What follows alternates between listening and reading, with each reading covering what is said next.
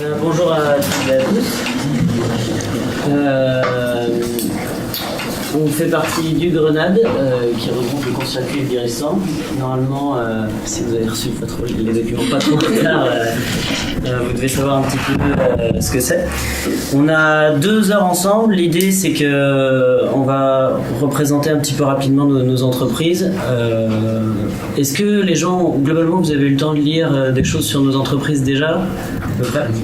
Cool. L'idée du module aujourd'hui, c'est quand même pas que de présenter nos entreprises, c'est de faire un cas pratique, notamment sur de faire une simulation de ce que pourrait être une réunion chez nous pour prendre une décision stratégique. Comment ça se passe, on va dire l'autogestion, la prise de parole en groupe, le consensus ou le compromis. Donc on va essayer de travailler ça ensemble. On vous présentera ce cas pratique, puis on essaiera d'avoir bien 1 heure, même plus si possible, pour faire une réunion là-dessus et un retour au collectif après. Rapidement, moi je m'appelle Timothée, j'ai été gérant du court-circuit pendant 3 ans. On viendra sur ce que c'est que la gérance dans nos entreprises. Voilà, j'ai eu un mandat de gérance pendant 3 ans, là je suis plus gérant, je suis encore dans l'entreprise, ça fait 5 ans que je suis au court-circuit. Et je suis serveur, je fais aussi de la cuisine, je fais du ménage, un peu de comptabilité aussi, je fais plein de choses. Et moi, donc, c'est Louise, donc, je suis du Biristan, où ça fait 1 an et demi que j'y suis. J'y suis pour la cuisine. Je fais aussi du service, du bar, des flammes, du ménage évidemment. Et puis après, tout ce qui est un petit peu administratif, j'ai fait des commandes, maintenant je fais des plannings de gestion ressources humaines, des contrats de travail. Plein de choses. Ouais. Et on fait partie du Grenade. Le Grenade, c'est une association qui a été créée par le court-circuit de Biristan pour essayer d'essaimer un peu notre projet, que ce soit sur l'autogestion, la démocratie participative, monter des projets qui sont souvent liés à la restauration, et de créer des formations pour donner aux gens l'envie de faire des modèles similaires. Donc rapidement, un petit peu revenir sur ce qu'on fait, qui on est, qu'est-ce que c'est qu'une scope, parce qu'on est en scope de Biristan quand on fait son scope, l'autogestion, le modèle économique.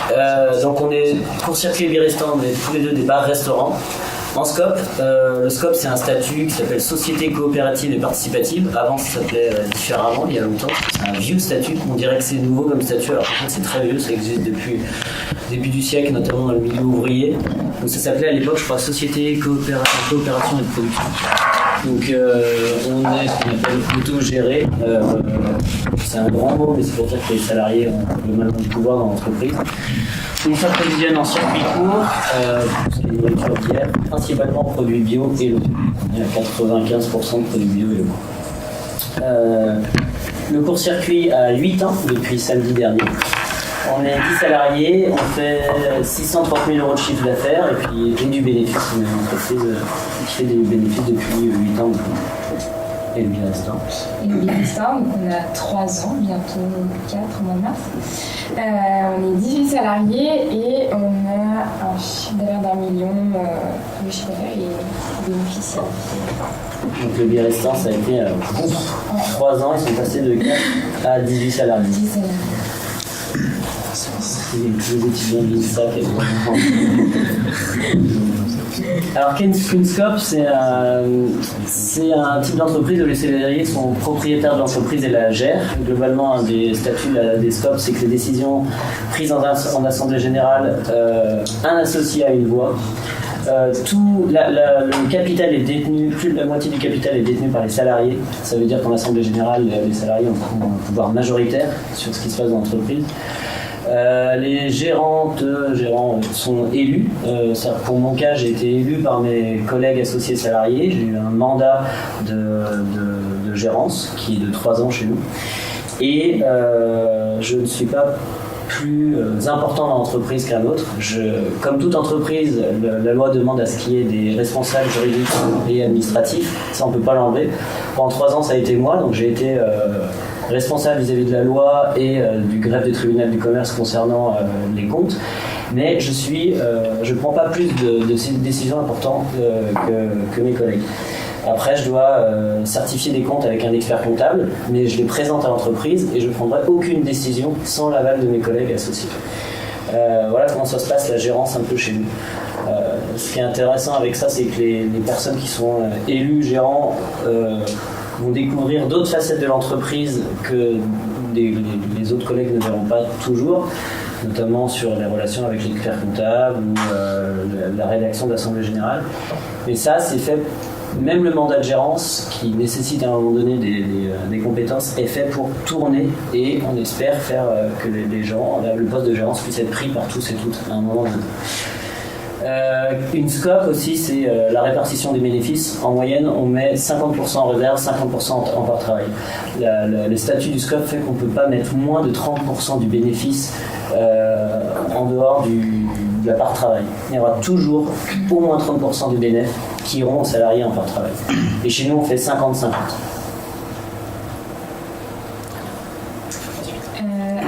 Donc on fonctionne en autogestion, donc c'est-à-dire que ce sont les salariés qui gèrent l'entreprise. Donc une fois par semaine, on a une réunion collective de 2 heures. Donc nous, c'est le mercredi après-midi, c'est pour ça qu'on est fermé.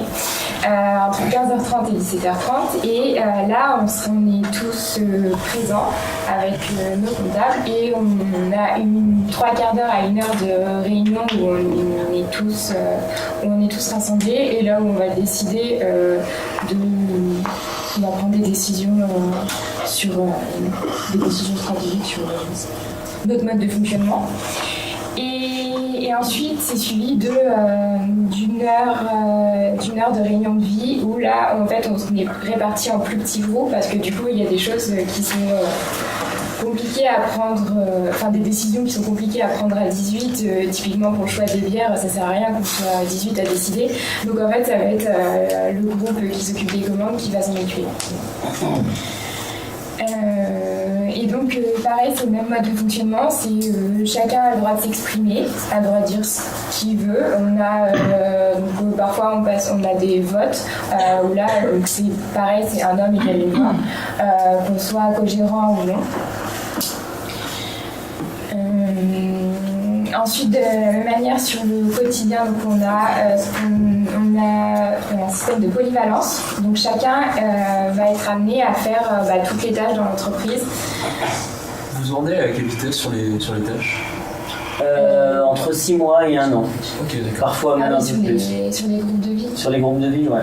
Ouais, sur les groupes de vie. D'ailleurs, tu vas t'occuper des bières pendant peut-être 6 mois, 1 an, et après tu vas t'occuper de la programmation culturelle. Et par exemple, au quotidien, le service au bar, la cuisine et tout, vous avez un poste plus ou moins attribué ou c'est vraiment vous tournez On change tout le temps. Tous les jours. Ouais, tous les jours. Okay. Moi, je fais de la cuisine, puis je fais du bar, puis je fais de la préparation de burgers.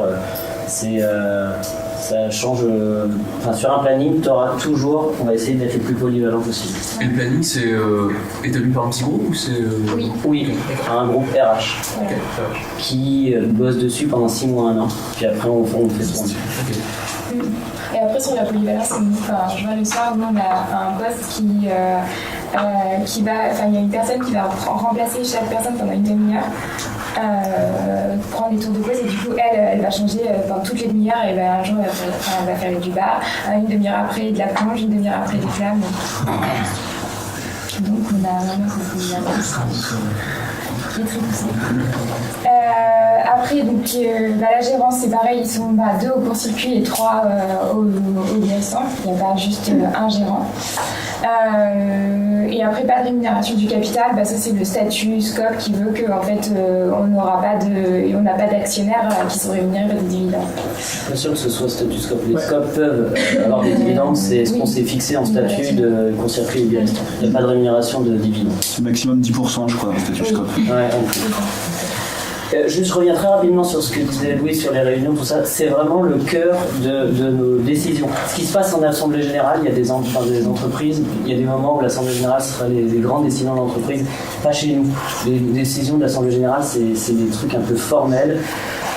où il n'y a pas de grande surprise. Nous, c'est dans des réunions hebdomadaires où pendant 2 heures, on se voit et on se dit bon, bah, le prix de la bière, est-ce que ça va, est-ce que ça va pas, est-ce que nos plannings vont bien, et c'est ce qui fait la rentabilité de l'entreprise, le bien-être au travail, et c'est dans ces moments-là où on va prendre les grandes décisions. Et c'est ce qu'on va essayer de reproduire tout à l'heure, c'est une réunion du court-circuit ou du Biriston à Annecy. Voilà les questions sur comment se passe un peu la répartition des grandes tâches de l'entreprise. En gros, tout ce qui est RH, avec planning, recrutement, tout ça, la vie du lieu, la programmation culturelle, l'intendance du lieu, la vie des produits, commande d'aliments et boissons, recherche de nouveaux produits. Il y a 1 heure de réunion collective par semaine, par petit groupe, et ces missions tournent entre 6 mois et 1 an. Chez nous, au court-circuit, c'est plus 1 an. Ça met un peu de temps quand même à être à l'aise avec les outils, les fournisseurs, les intervenants, les gens avec qui on bosse, pardon. Et pendant un moment, on a essayé de faire tourner ça rapidement, mais c'est quand même bien d'être à l'aise dans son travail. Souvent, c'est 1 an. Oui, il y a 2 questions. Du coup, quand vous venez de tourner, de faire le changement, de passer, je sais pas, de vie salariale à vie du lieu, est-ce que ça pose des soucis au niveau d'être efficace tout de suite? Il n'y a pas des oui. creux qui sont... Si, bien sûr, mais ça fait partie du boulot. C'est le bordel au début. Mais ça fait partie du travail. Il y a du auto-apprentissage. Les anciens reviennent, ont des heures dédiées sur un planning à la formation, à la passation au niveau et vice-versa. C'est sûr que c'est le bordel au début, mais c'est pas grave, ça se passe toujours bien. Il y a des choses qui ont plus ou moins d'enjeux sur les risques, sur un planning notamment, sur des contrats de travail, plus que sur faire venir un groupe de musique un mardi soir. Là, il y a moins d'enjeux, il y a moins de risques. Alors que on est plus à cheval sur la rédaction d'un contrat de travail ou un planning sur 3 mois, sur la manière dont il est bien fait. Donc, ouais, on fait attention, mais ça fait partie du jeu que ce soit un peu le bordel pendant 3 semaines, 1 mois. Après, il n'y a pas tout le groupe qui change non plus. On fait attention à ce que ce soit que 2 personnes qui... Oui, c'est vrai. Tout le groupe ne change pas. On fait changer 2-3 personnes des fois dans le groupe.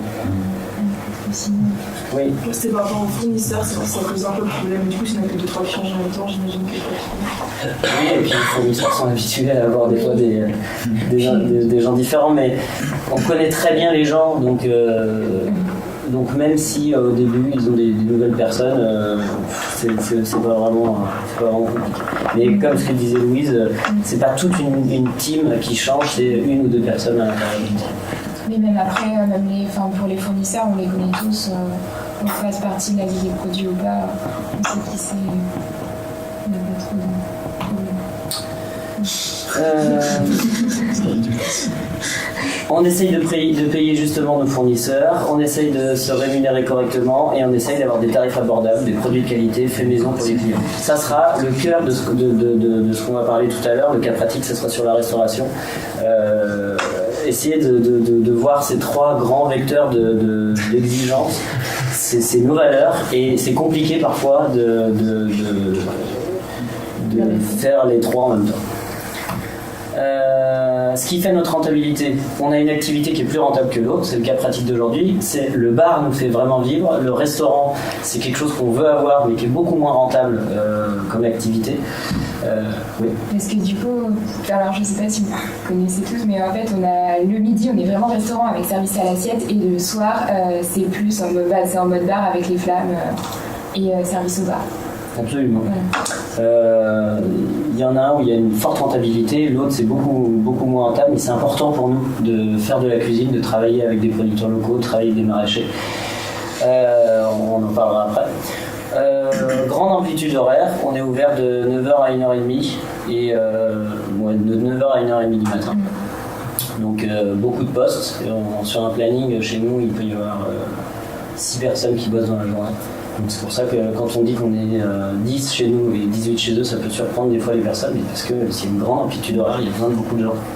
Une saisonnalité, l'été, le court-circuit et le Biriston ont des grandes terrasses, donc ça carbure, et l'hiver c'est plus calme. C'est aussi dans le moment d'hiver où on peut un peu repenser à nous, à faire des grandes réunions pour pouvoir réamorcer l'activité l'été. On travaille avec des fournisseurs depuis longtemps. Il y a des gens avec qui on travaille depuis l'existence du court-circuit, depuis 8 ans. Notamment sur les billets, ça nous permet d'avoir des tarifs baissés en fonction du volume. On fait gaffe à nos coûts de revient, et pourquoi il y a écrit encore rémunération du capital, c'est le modèle économique. Voilà à peu près. C'est rapide, mais ça vous donne un petit peu l'aperçu de nos entreprises, entre ce qu'on fait et nos valeurs. Excusez-moi. Pardon. Toutes vos heures de réunion et tout ça, elles sont intégrées dans votre planning du coup? Absolument. Et tout est rémunéré. Toute heure, toutes les heures ne sont pas incluses dans un planning, mais les réunions sont incluses dans un planning. Les heures de vie ne sont pas toujours incluses dans un planning. Les gens ont, on va dire, 3 heures par semaine pour pouvoir bosser sur certains trucs, et quand ils ont des moments libres, ils peuvent allouer ces heures-là. Mais toute heure est rémunérée. Toute heure, qu'elle soit dans un planning ou hors-dessus. Vous avez une politique d'égalité salariale? Oui, absolument. Okay. Il n'y a pas d'ancienneté ou de choses comme ça? Ah si, il y a de l'ancienneté. Mais, il y a une rémunération en fonction de l'ancienneté, du coup. Pardon? Il y a une rémunération en fonction de l'ancienneté? Ouais. Okay. Ouais, il y a une rémunération en fonction de l'ancienneté, mais tout le monde gagne le même salaire en arrivant. Et qu'importe, si 2 personnes arrivent au même moment, ils auront le même salaire. Okay. On s'augmente de 5%. Après la première année, on s'augmente de 8%. Et après, c'est 5% par an. Okay. Et c'est 8%, c'est parce que du coup, au bout d'un an, on est amené à devenir, à faire notre demande de sociétariat. On devient associé de l'entreprise au bout d'un an. Okay. 5% par an, c'est sans limite? Ouais. C'est okay. Mais on démarre, selon nous, encore d'un peu bas. Donc, sans limite. Okay. On démarre on est au SMIC plus 10%, je crois. Et après, ça on augmente de 8 puis 5%. Après, sans limite, la question c'est de poser. Là, la personne la plus ancienne a 8 ans de Ouais. Ça se passe comment de devenir associé d'une des deux structures? Tu fais ta demande et l'entreprise a le droit de refuser ou pas. Ça ne s'est jamais passé dans l'histoire. Et ensuite, une assemblée générale vient valider le fait qu'une personne devient associée. Et en plus, on demande à la personne de mettre une part au capital. Une part, c'est égal à 20 €. Et il peut mettre entre 20 et 3 000 € maximum. Il n'y a pas de rémunération du capital, c'est avoir une partie de son argent dans le capital. Mais on ne demande pas forcément à une personne de mettre 3 000 €. D'accord, parce que 20 € c'est vraiment pas beaucoup. Non, c'est vrai, c'est pas beaucoup. Mais après, suivant les départs de certains, imaginons qu'il y en a un qui avait 3 000 € et qui s'en va. À ce moment-là, on demande communément aux associés de remettre un petit peu d'argent. C'est vrai que par contre, si quelqu'un met seulement 20 €, on saura qu'à un moment donné, potentiellement, on pourra lui demander de mettre un peu plus lors d'un départ d'un associé. Oui, c'est vrai que quand les vieux expérimentés partent, l'intérêt de ces parts, c'est d'avoir un fonds de trésorerie pour pouvoir permettre de donner de la résilience à la trésorerie, c'est ça? Oui, ça joue. Même si chez nous, le capital a peu de valeur, dans des entreprises, les capitaux sont énormes parce que ça permet aussi d'avoir une crédibilité face aux banques et les prêts. Chez nous, le capital est pas très grand. Ce sera sur la trésorerie, sur nos fonds propres, sur la valeur du fonds de commerce, sur l'activité, la production. Voilà. On va passer sur le cas pratique, si jamais il n'y a pas d'autres questions. C'est la prise de décision en réunion sur la partie restauration. Donc, vous allez traiter d'un sujet qui est très actuel au court-circuit et au Biristan. C'est un vrai truc, c'est la non-rentabilité de l'activité de restaurant chez nous. Chez nous, c'est une cuisine 100% faite maison. Les cuistots arrivent à 8h du matin et ont 4 heures de prépa jusqu'à midi. On cuisine à partir de produits frais et bruts. Il y a toujours un choix végétarien dans nos entrées et dans nos plats. Vas-y, par exemple, si on peut avoir un menu. Alors, c'est des produits à dominante bio et ou labellisés. Donc, agriculture biologique, Nature et Progrès, qui est une forme de label beaucoup plus poussée que celui de juste agriculture biologique. On les prend auprès de producteurs qu'on connaît, qu'on a été voir, qu'on a rencontrés sur le lieu. On évite les intermédiaires ou minimum un et qu'on connaît aussi. parce que du coup, typiquement, on passe par une épicerie qui s'appelle de l'autre côté de la rue, qui est en scope également. Et qui nous permet de faire tout le travail de recherche sur petits producteurs qui est certifié. Et parfois, on essaye de ne pas avoir d'intermédiaire, mais ce genre d'intermédiaire, on est content de travailler avec eux. Parce qu'ils font un boulot bien, qu'on est content de les rémunérer. Et il nous évite d'après d'aller chercher, parce que si on devait avoir autant de fournisseurs qu'on a de produits, je pense qu'on s'en sortirait pas non plus. Et on a une recherche, on ne fait pas juste des burgers frites, en fait on a quand même une recherche dans nos plats, dans les saveurs, l'esthétique sur la présentation, c'est plutôt poussé. Là on parle de la restauration du midi. Ouais, oui. Le Donc, soir on a c'est des burgers assez frites avec une petite restauration. Oui. Et le midi vraiment il y a une offre plus entre guillemets classique, entrée plat dessert. Là il y a une vraie recherche. Avec un choix, 2 entrées, 2 plats, 2 desserts. C'est des menus qui sont hebdomadaires mais qui peuvent être amenés à changer en fonction de ce qu'on a reçu, parce qu'on passe les commandes une semaine avant, mais en fait comme les producteurs, on prend chez des producteurs locaux, on dépend du temps, donc des fois en fait on a commandé des betteraves et non en fait il n'y en a pas eu parce qu'il a fait mauvais et du coup il faut changer le menu, ou alors on n'en a pas eu autant que ce qu'on souhaitait et donc pareil 3 jours après le menu hebdomadaire ne sera pas le même que 3 jours avant.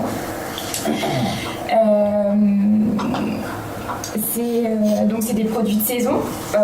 Donc là on arrive sur la période des courges. Donc là on va avoir des courges pendant 6 mois, pas de tomates. On attendra l'été prochain pour C'est cool. Ouais, c'est grave. Ça et puis oui, on est très dépendant quand même de la saisonnalité. Ensuite c'est des prix qui sont justes, donc en fait c'est calculé, des prix qui sont payés aux fournisseurs pour leur permettre eux de vivre, c'est eux qui les choisissent, et nous on accepte les prix qu'on nous donne comme ça. Après soit on prend les produits, soit on les prend pas. Oui, mais justement par rapport à ça, si votre fournisseur il décide d'augmenter ses prix et que ça marche plus de votre côté, vous le lâchez ou vous faites comment? Ça dépend. Il nous informe de l'augmentation. Soit nous, on arrive à l'absorber et on laisse le même prix aux consommateurs. Soit des fois l'augmentation est trop forte et alors on lui dit en fait on ne peut plus travailler ensemble parce que là c'est trop.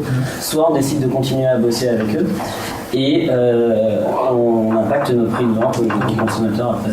Et c'est fait au cas par cas en fonction. C'est très difficile de le faire au cas par cas. Par exemple, quand on travaille avec des maraîchers où des fois il y aura une augmentation sur le prix des carottes, c'est difficile de le voir. Et puis de toute façon, nos menus changent tellement tout le temps que c'est difficile de l'appliquer. Par contre, sur de la bière, si on a un fournisseur de bière qui nous dit en fait je vais augmenter de 10 centimes au litre en ce moment et que les volumes sont beaucoup plus grands sur la bière que sur les carottes. Là, par contre, on prend la décision de soit augmenter le prix de vente au client, soit de l'absorber, soit de changer de... Ça, c'est le nerf de la guerre. Ça, c'est vraiment le nerf de la guerre. Quand tu sais que tu passes 45 000 litres de bière par an... Mais du coup, c'est-à-dire que les personnes qui négocient, elles changent, entre guillemets, tous les ans, quoi. Ouais, l'augmentation tarifaire n'a pas lieu toutes les années non plus.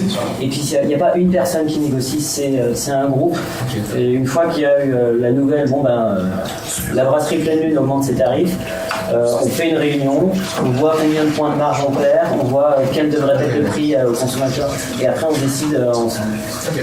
Le groupe bière fait une proposition en collectif et c'est là où les seniors entre guillemets de la team bière peuvent oui, c'est vrai, il y a toujours un aspect un peu formateur en disant oui, il y a déjà eu une augmentation il y a 2 ans, ou alors il y a eu une augmentation il y a 6 mois, on ne peut pas l'accepter, ça c'est un peu trop. Et après, parfois le fournisseur fait comme il peut. En ce moment, là, le prix du malt a augmenté.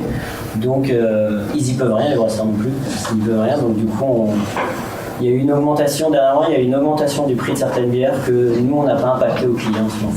Parce que c'est fluctuant. Peut-être que le prix du malt va baisser.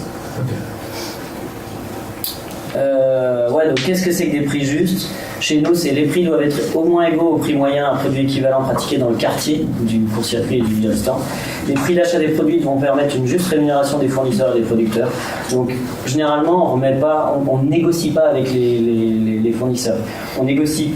Les seules personnes avec qui on négocie, c'est les brasseurs de bière, avec qui les volumes sont énormes. Et là, il y a, je te fais 10 000 litres de bière par an, mais d'accord, on se met d'accord sur un prix d'achat. Par contre, sur tout ce qui va être maraîcher, tout ça, ils ont un prix et nous, on le prend. Et les prix pratiqués devront permettre une marge globale pour les structures qui sera régulièrement vérifiée dans le souci d'une bonne gestion d'entreprise. C'est facile à le faire pour les bières, c'est très difficile à le faire avec la restauration, parce que nos produits changent tout le temps. Et le nord aussi. Alors la cuisine en chiffres au court-circuit, donc dans ma structure on fait environ 30 couverts par jour, on peut en faire 28, on peut en faire 6, on peut en faire 45, on va jusqu'à 45 max et on a à peu près 30 couverts par jour. On fait un panier moyen d'environ 16 € par repas. Un plat coûte 11 €, une formule entrée plat coûte 14,50, une formule entrée plat dessert coûte 18 €. On a 2 cuisiniers, comme j'ai dit, qui arrivent à 8h du matin. On a un cuistot expérimenté qui a un diplôme. On embauche des gens qui ont des CAP cuisine. Et ensuite, on a ce qu'on appelle un super commis. C'est quelqu'un de l'entreprise, comme moi, qui par exemple n'a aucune compétence en cuisine et qui pourtant passe avec le cuistot de 8h à midi pour préparer les plats. C'est hyper cool. Il y a 2 serveurs, un serveur en plus l'été parce qu'on a une grande terrasse et qui permet de faire ce qu'on appelle limonadier, c'est à savoir servir les boissons en plus d'aider les serveurs à table. La cuisine représente 21 heures travaillées par jour. Et en plus il y a 6 heures par semaine pour les cuisiniers pour la préparation des menus et pour les commandes aux fournisseurs. Un chiffre d'affaires moyen de 500 € TTC par jour. C'est peu quand on voit après qu'à partir de 18h l'activité bar commence vraiment et on peut finir à 3500 €. Donc au court-circuit, le pôle restaurant représente 60% de masse salariale sur un planning. Il représente 10% du chiffre d'affaires total annuel. C'est rien. Par exemple, le bec de bière blonde de base représente 50% du chiffre d'affaires. Donc c'est une rentabilité qui est assez difficile à calculer, les matières premières changent tout le temps, les menus sont différents chaque semaine, voire chaque jour. C'est une activité qui est juste à l'équilibre quand on arrive à faire beaucoup de couverts, ou qui est déficitaire quand on fait peu de couverts. On perd environ 100 € par jour. L'activité bar permet la rentabilité de l'entreprise, l'activité restaurant permet d'autres conditions de travail aux salariés, à savoir de travailler aussi en journée, le matin et pas que le soir, avec des gens bourrés. Non, c'est pas vrai, mais c'est un autre rapport à la clientèle, un autre rapport aussi aux conditions de travail. Un autre métier que celui du bar, celui aussi d'être cuisinier, celui d'être serveur, et un rapport aux produits vendus qui est différent, comme j'ai dit, pas de l'alcool mais de la nourriture. Et pour nous, ce qui est une des valeurs, c'est de travailler avec des maraîchers locaux, une sensibilisation et un accès à une cuisine de qualité. Depuis 8 ans, on a plusieurs choix stratégiques qui ont été testés. Avant, on avait un cuisinier, encore il y a 1 an et demi au court-circuit, il y avait un seul cuistot qui, du coup, courait énormément. Et du coup, on a décidé de passer à 2 cuisiniers pour plus de confort et plus de technique dans l'assiette aussi, parce que le cuistot a plus de temps, il est aidé par un super commis, il peut faire plus de préparation. On a des recrutements qui sont plus faciles aussi, parce que demander à un cuisinier de travailler en scope, de faire du bar, d'avoir des horaires du soir, des horaires du matin, on n'arrivait pas trop à le trouver, alors que là, avec 2 cuisiniers, le recrutement est plus facile. Et puis, le cuistot est moins perdu au bout de 2 mois d'être tout seul dans une cuisine. On a augmenté notre nombre de couverts par jour, on a augmenté du coup la productivité des serveurs, ils courent plus, ils sont plus efficaces. Et dernièrement, il y a eu des légères augmentations de tarifaires en accord avec l'augmentation des tarifs fournisseurs et de coûts structurels. Oui. Est-ce que le cuisinier pro, il fait aussi partie de l'espèce de roulement de travail dans le sens où il va derrière le bar ou Absolument. Et il fait partie des groupes de vie aussi. Okay. Du coup, en plus d'être professionnel de cuisine, il fait un peu toutes les tâches aussi. Oui. À l'heure actuelle, là, notre collègue qui a plus de 10 ans de cuisine, d'expérience dans plusieurs restaurants, c'est aussi celui qui gère les bières aussi. Et auparavant, il gérait l'intendance du lieu en plus de cuisson. Pardon, Vous gérez comment la cuisine quand vous devez préparer depuis 8h du mat de la bouffe et il n'y a que 6 couverts par exemple? Bah, il y a, déjà, il faut nourrir tout le personnel. Ouais. Mais bon, on n'est pas le cas. Et il y a aussi l'utilisation des restes. C'est ce qu'on appelle une masterpiece d'un plat pourra être réutilisé en entrée le lendemain, ou des haricots rouges pourront être faits pour un houmous pour le soir. Vraiment, on essaie de recycler un max. On jette très peu. On jette très peu. Enfin, je sais pas si... Non, mais oui, c'est ça. Après, on a une sous-videuse qui permet la conservation aussi des aliments. Et oui, on réutilise les choses le lendemain. Il y a pas mal de trucs qui peuvent être utilisés.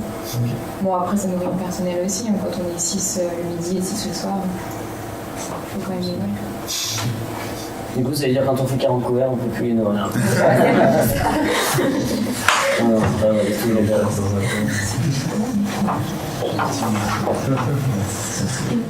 Alors aujourd'hui, donc là on va passer au cas pratique. Donc l'idée ça va être que vous, là que vous divisiez en 2 groupes pour pouvoir faire une réunion collective comme on a nous les mercredis afin de prendre une décision sur la rentabilité, enfin sur la cuisine. Donc la cuisine qui n'est pas une activité rentable aujourd'hui, mais l'idée c'est de ne pas la fermer parce que si on ferme la cuisine, bah, en fait on perd un peu une partie peut-être bien-être des salariés. Mais d'essayer de réfléchir à comment on pourrait rendre l'activité, soit rendre l'activité rentable, soit assumer le fait qu'elle ne soit pas rentable. Donc dans les réunions, ça fait déjà plusieurs fois qu'on en discute, qu'il y a plusieurs avis sur le rôle du restaurant. Notamment en court-circuit où on a rendre le restaurant rentable, soit assumer le côté non-rentabilité par militantisme en fait, parce que du coup ça peut être aussi un choix d'avoir ces prix-là. Et l'idée ce serait d'essayer de trouver des pistes, des solutions pour, autour de cette question de la rentabilité de la cuisine. Nos réunions pour les parce qu'on n'a qu'1 heure et on a souvent plusieurs points à traiter, et donc pour les rendre efficaces on a un système de l'idée c'est que tout le monde ne parle pas en même temps, donc on a un système de tour de parole. Il y a une personne qui est attitrée pendant les réunions à la prise qui prend les tours de parole et puis qui dit une fois que le point est énoncé, qui veut s'exprimer, elle a un ordre de personnes de s'exprimer. Ensuite, il y a aussi une personne qui anime les réunions et une autre qui prend les notes. Donc voilà, l'idée c'est d'avoir des réunions efficaces sans se couper la parole, ni trop limiter aussi le temps de parole de chacun pour que tout le monde puisse s'exprimer. Ça veut dire qu'il n'y a pas de possibilité de réponse directe Alors des fois, si, on a des réponses au tac au tac, mais c'est plutôt rare en fait. Le mieux c'est de noter un peu ta réponse et de prendre toutes les paroles. Okay. Souvent comme ça. Alors des fois entre temps t'as d'autres interventions qui ont peut-être pas forcément à voir avec la tienne, mais utiliser les règles de je crois que ça s'appelle sociocratie. Oui, on utilise ça. Par exemple, si toi t'as une réponse au tac qui permettra de fluidifier peut-être ou de répondre directement à une question, tu peux faire ça et dire j'ai la réponse. Mais si c'est pour dire je suis pas d'accord, tu prends ton temps. Mais juste pour redire ce cas pratique là. Je redis que c'est vraiment un truc très actuel parce qu'au court-circuit, ce truc-là, on va l'avoir dans 2 semaines. Moi, ça fait 5 ans que je travaille au court-circuit. Le court-circuit existe depuis 8 ans. La cuisine avant était beaucoup plus cantine, on va dire. Puis peu à peu, les cuisiniers ont eu besoin de plus s'éclater, de faire des prépas un peu plus conséquentes. Donc des fois, vous verrez, nos menus sont assez travaillés. Le prix augmente un petit peu aussi. On n'est plus juste une cantine. Mais du coup, en 5 ans, moi, j'ai vu l'évolution de la cuisine et j'ai vu toujours la rentabilité qui stagne ou qui baisse. Et là, en ce moment, on va avoir ce gros débat sur comment est-ce que on travaille la cuisine, est-ce qu'on la veut plus rentable ou est-ce qu'on assume le fait que c'est pas rentable? Et du coup, c'est bien parce que peut-être que vous allez amener des réponses qui, moi, me serviront à amener à mes collègues. J'en sais rien, c'est génique. Donc, voilà, on a un peu des pistes pour vous aiguiller. Le truc, c'est que nous, la question de votre rentabilité, elle nous touche moins parce qu'on se rend pas compte si on décide c'est trop cool la cuisine qu'ils font, venez, on continue. On voit pas derrière vous les parts de travail que vous perdez ou à quel point le bar est rentable. Ouais, bien sûr. Après, là, tu as un menu et typiquement, tu peux regarder. On va le voir en groupe sur. Louis sera dans un groupe, moi dans un autre, et peut-être si vous avez besoin un peu d'informations, nous on pourra vous les donner aussi après. Donc la classe se divise en deux groupes.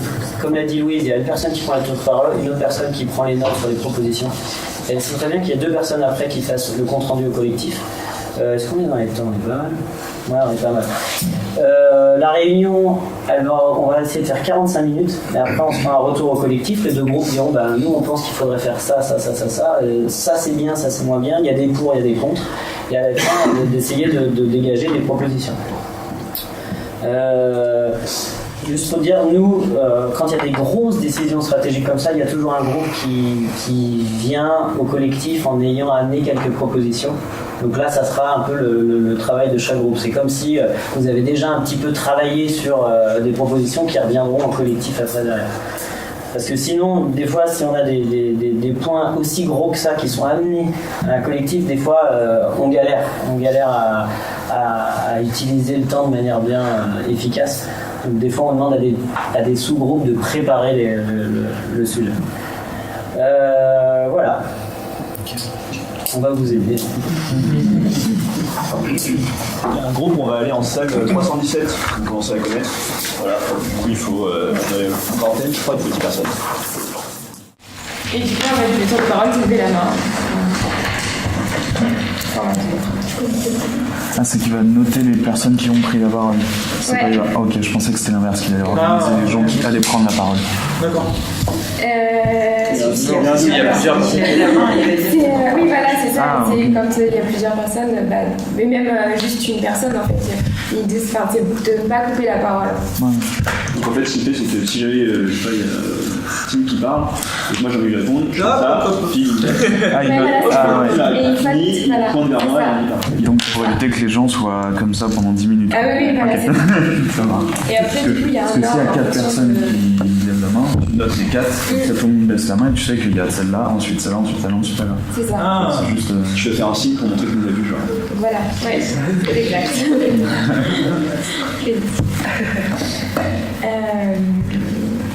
Voilà, et ensuite pour donner une réponse aussi à ta question tout à l'heure, en fait pour donner un ordre d'idée, au court-circuit, le chiffre d'affaires sur la restauration c'est à peu près 500, enfin là il donnait une moyenne de 500 €, alors que sur toute la journée ça va être 3000, donc c'est un rapport qui est quand même...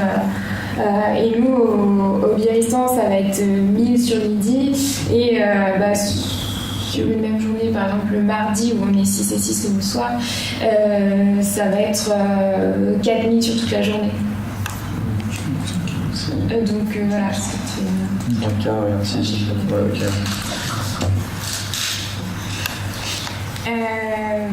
Du coup, ça, c'est la stratégie. Ouais, ça c'est du tac au tac. Ok. Nous on l'utilise pas. Mais c'est dans quel contexte? Par exemple, je pose une question du style qu'est-ce qu'on va cuisiner? Et là, tac.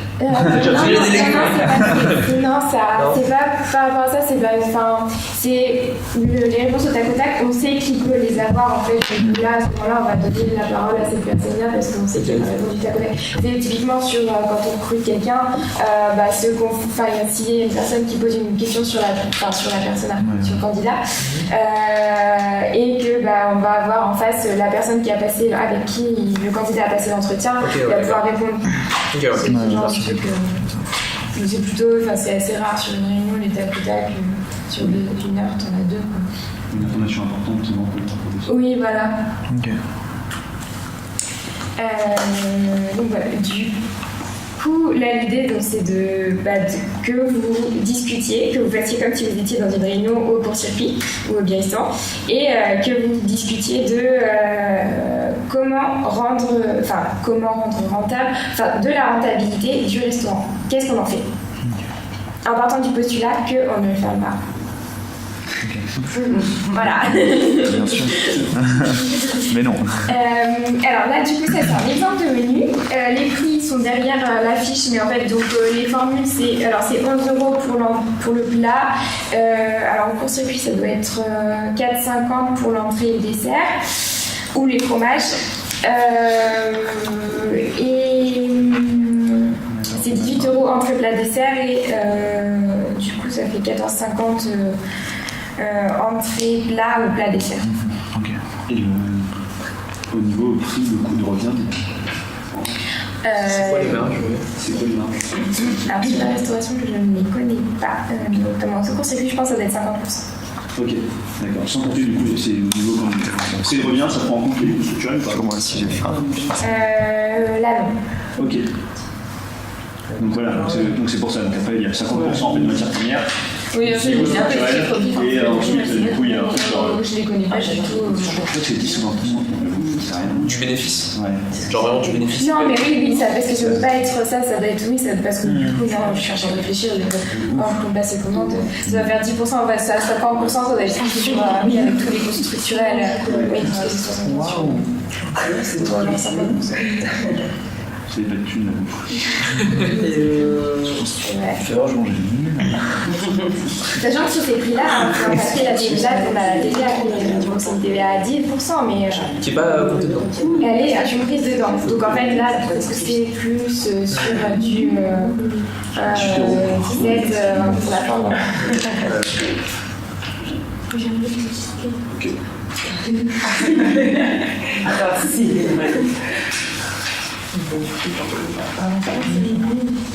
parce que ça c'était le prix. Ok.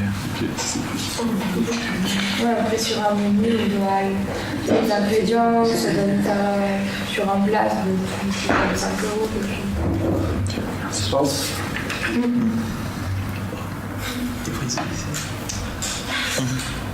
Ça commence comment les réunions?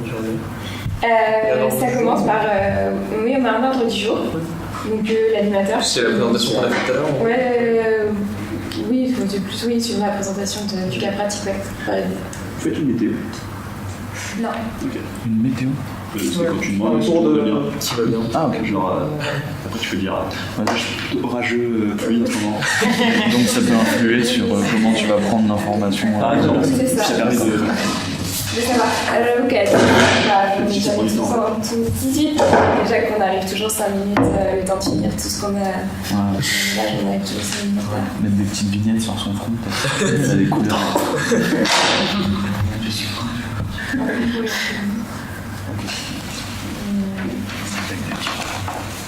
ouais. C'est moi l'animateur.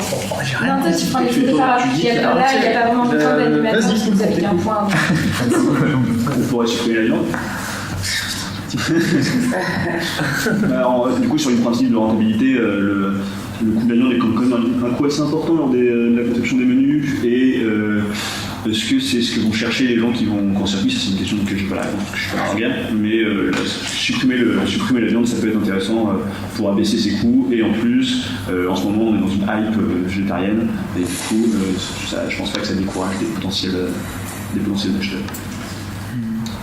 Je pense qu'il faut se poser la question qu'est-ce que nous, collectivement, on a envie de faire si on a envie de faire du truc de la cuisine high level ou de la cantine, et se poser la question de qu'est-ce que veulent nos clients. Parce que je suis d'accord, enlever la viande, ce serait une bonne idée pour le rapport qualité-prix, quoi. Enfin pour les bénéfices qu'on peut en tirer. Mais si la plupart de nos clients qui viennent ici veulent un plat à base de viande, ben on risque, en faisant ça, on risque d'avoir encore moins de clients, quoi.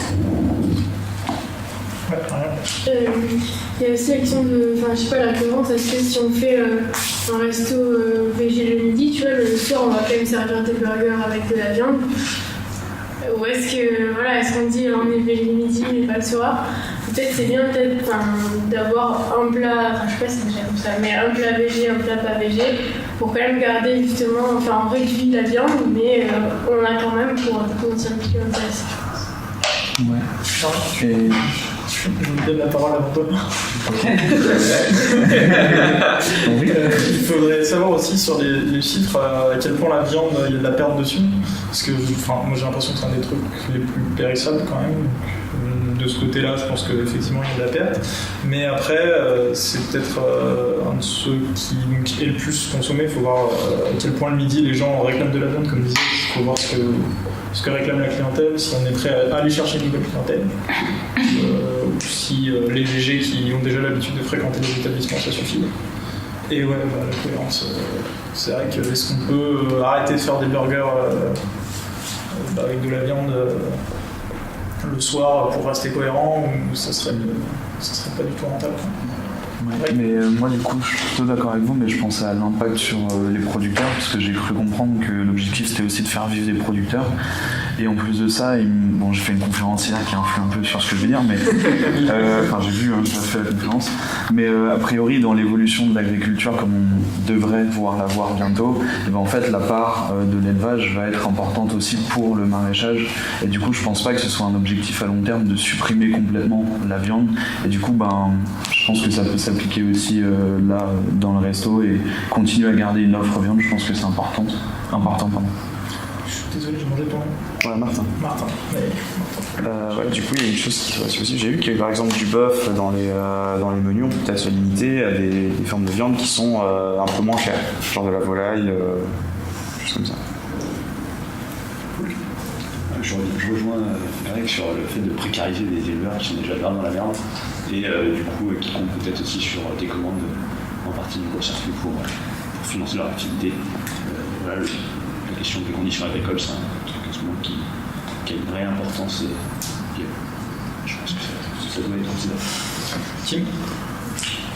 Est-ce qu'on pourrait, au lieu de proposer un plat vraiment viande et un plat végé, on pourrait bien proposer un plat végé et un plat avec un peu moins de viande, mais le dire explicitement à nos clients, parce que je pense que les gens ont conscience de la hype un peu végétarienne, et du coup de montrer clairement à nos clients qu'on propose des menus à base de viande mais avec moins de viande, je pense que ça pourrait toucher une clientèle qui se considère pas comme 100% végétarienne, mais qui a envie de faire des efforts.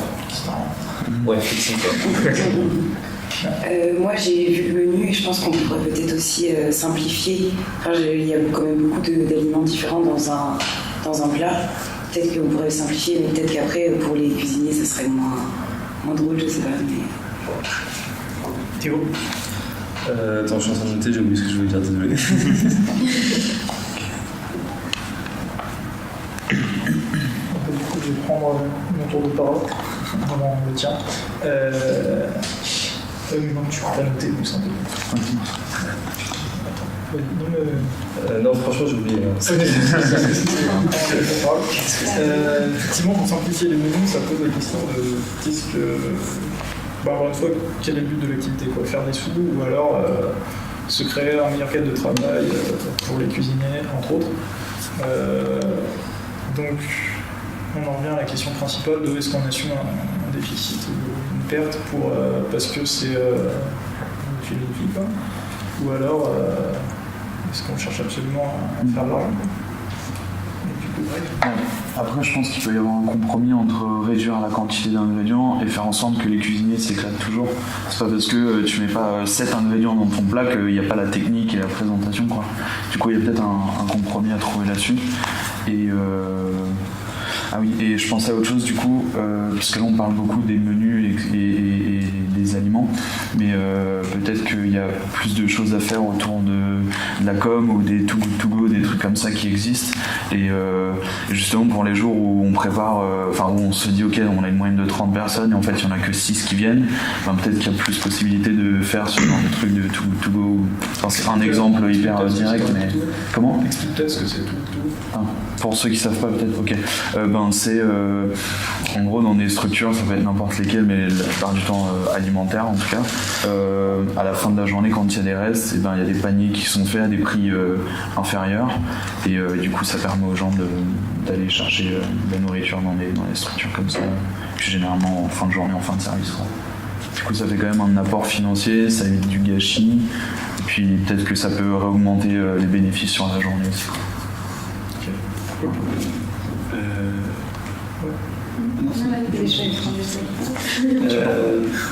Il y a aussi la question de la rentabilité intéressante, de savoir s'il y a plus de thunes, qu'est-ce qu'on va faire. Est-ce que tout à l'heure, il y a notamment Mimo dit qu'il trouvait que le salaire était encore un peu bas au début, donc est-ce que c'est la rentabilité pour augmenter les salaires, c'est très une cohérence. Si jamais il faut que ça n'ait pas consensus cette idée de salaire trop bas et que globalement tout le monde est content de son sort, à quoi ça sert de se poser la question de la rentabilité sur truc tant qu'au final il y a une rentabilité et que ça fait marrer de faire la bouffe. Ouais, pourquoi pas quoi. C'est aussi l'intérêt d'avoir de la bière. Dans la conception que j'en avais, pour moi, l'argent, ça restait plus quand même un moyen plutôt qu'une fin en soi, et que dans l'idée, ce serait plus de faire qu'on s'en sert pour fonctionner et que ça reste dans la limite du maintenable, quoi. Que justement l'argent, on s'en sert pour maintenir. Si on commence à être parce que là, je sais pas, au niveau rentabilité, je peux comprendre que oui, du coup, c'était pas forcément rentable, mais je sais pas si c'est j'ai l'impression qu'on s'est vraiment dans la merde à ce point-là, quoi. Mais dans l'idée où ça commencera à le devenir, pourquoi pas. Mais là, en attendant, l'idée serait que ça reste plus ou moins maintenable sans pour autant en faire une fin, quoi. Pas d'argent. Alors du coup, pour répondre à ta question, même si on a plusieurs ingrédients dans les plats, on va avoir des quantités qui sont... il y a deux... Sur les plats végétariens, on va avoir par exemple deux ingrédients principaux où là, on va avoir des quantités assez importantes, et après le reste, avec des plus petites quantités, ça va faire une assiette suffisante. Après, c'est aussi avoir plusieurs ingrédients permet aussi d'avoir une esthétique un peu plus de meilleure qualité et plus de couleurs sur ton plat, et ça nous donne aussi envie de manger aussi. Mais on n'a pas non plus, c'est pas des grosses quantités de chaque chose. Voilà. Ça, c'est autre chose. Non, c'est moi, c'était pour revenir sur la question de la viande. Je trouve que ça serait une très bonne idée de l'enlever carrément, parce que ça rejoint les deux buts qu'on pourrait se donner, donc augmenter la rentabilité et aussi avoir un point de vue militant. Et je suis désolé pour l'argument des maraîchers à sauver, mais je suis pas sûr que ça vaille la vie des animaux qui sont sacrifiés sur l'autel de la vie des maraîchers. Je pense que c'est un modèle qui, pour moi, peut être amené à disparaître, le fait de manger de la viande de manière régulière. Et je pense pas qu'on doive sauver les maraîchers. Et à un moment, l'activité va disparaître. Et dommage pour ceux qui avaient choisi cette activité, mais il va bien falloir que la société change si on se met dans l'optique où on a envie que tuer des animaux, ce soit fini. Par exemple, ça peut être un de nos buts militants. Je ne sais pas si vous, c'est quelque chose que ça vous intéresse de poursuivre, d'arriver à manger en se passant de viande et de le montrer en faisant un restaurant qui propose par exemple plusieurs plats végétariens super bons et dans lequel les gens rentrent en se disant je vais pouvoir super bien manger sans même avoir besoin de viande. Voilà. Vous avez... Et pourquoi ça les sauverait à leur faire de la viande? C'est les éleveurs. Les éleveurs, pardon. Juste pour remplacer ma phrase. La communication et être militant. Est-ce qu'on pourrait pas, dans un premier temps, faire une vraie campagne de com en ne touchant à rien à nos repas, juste pour voir est-ce que la campagne de com a un impact sur le nombre de clients qui viennent. Et si on combine ça avec le militantisme, est-ce qu'on pourrait pas faire une campagne de com qui met en avant justement le fait qu'on milite des plats végétariens et qui sont trop bons. Ensuite, il y a le fait que je pense qu'une grande partie des gens végétariens ont entre 15 et 25 ans, donc la plupart sont étudiants, je pense, ils sont dans le genre de milieu que nous on fréquente. Donc est-ce qu'on pourrait pas proposer des plats plus accessibles le midi, du style on a le menu à 18 €, mais on pourrait proposer une offre à moins de 10 € pour justement promouvoir des plats végés accessibles pour la plupart des gens, quoi. Et peut-être faire ça dans un premier temps et voir ce qu'il en a de bien et prendre une direction après, tu vois.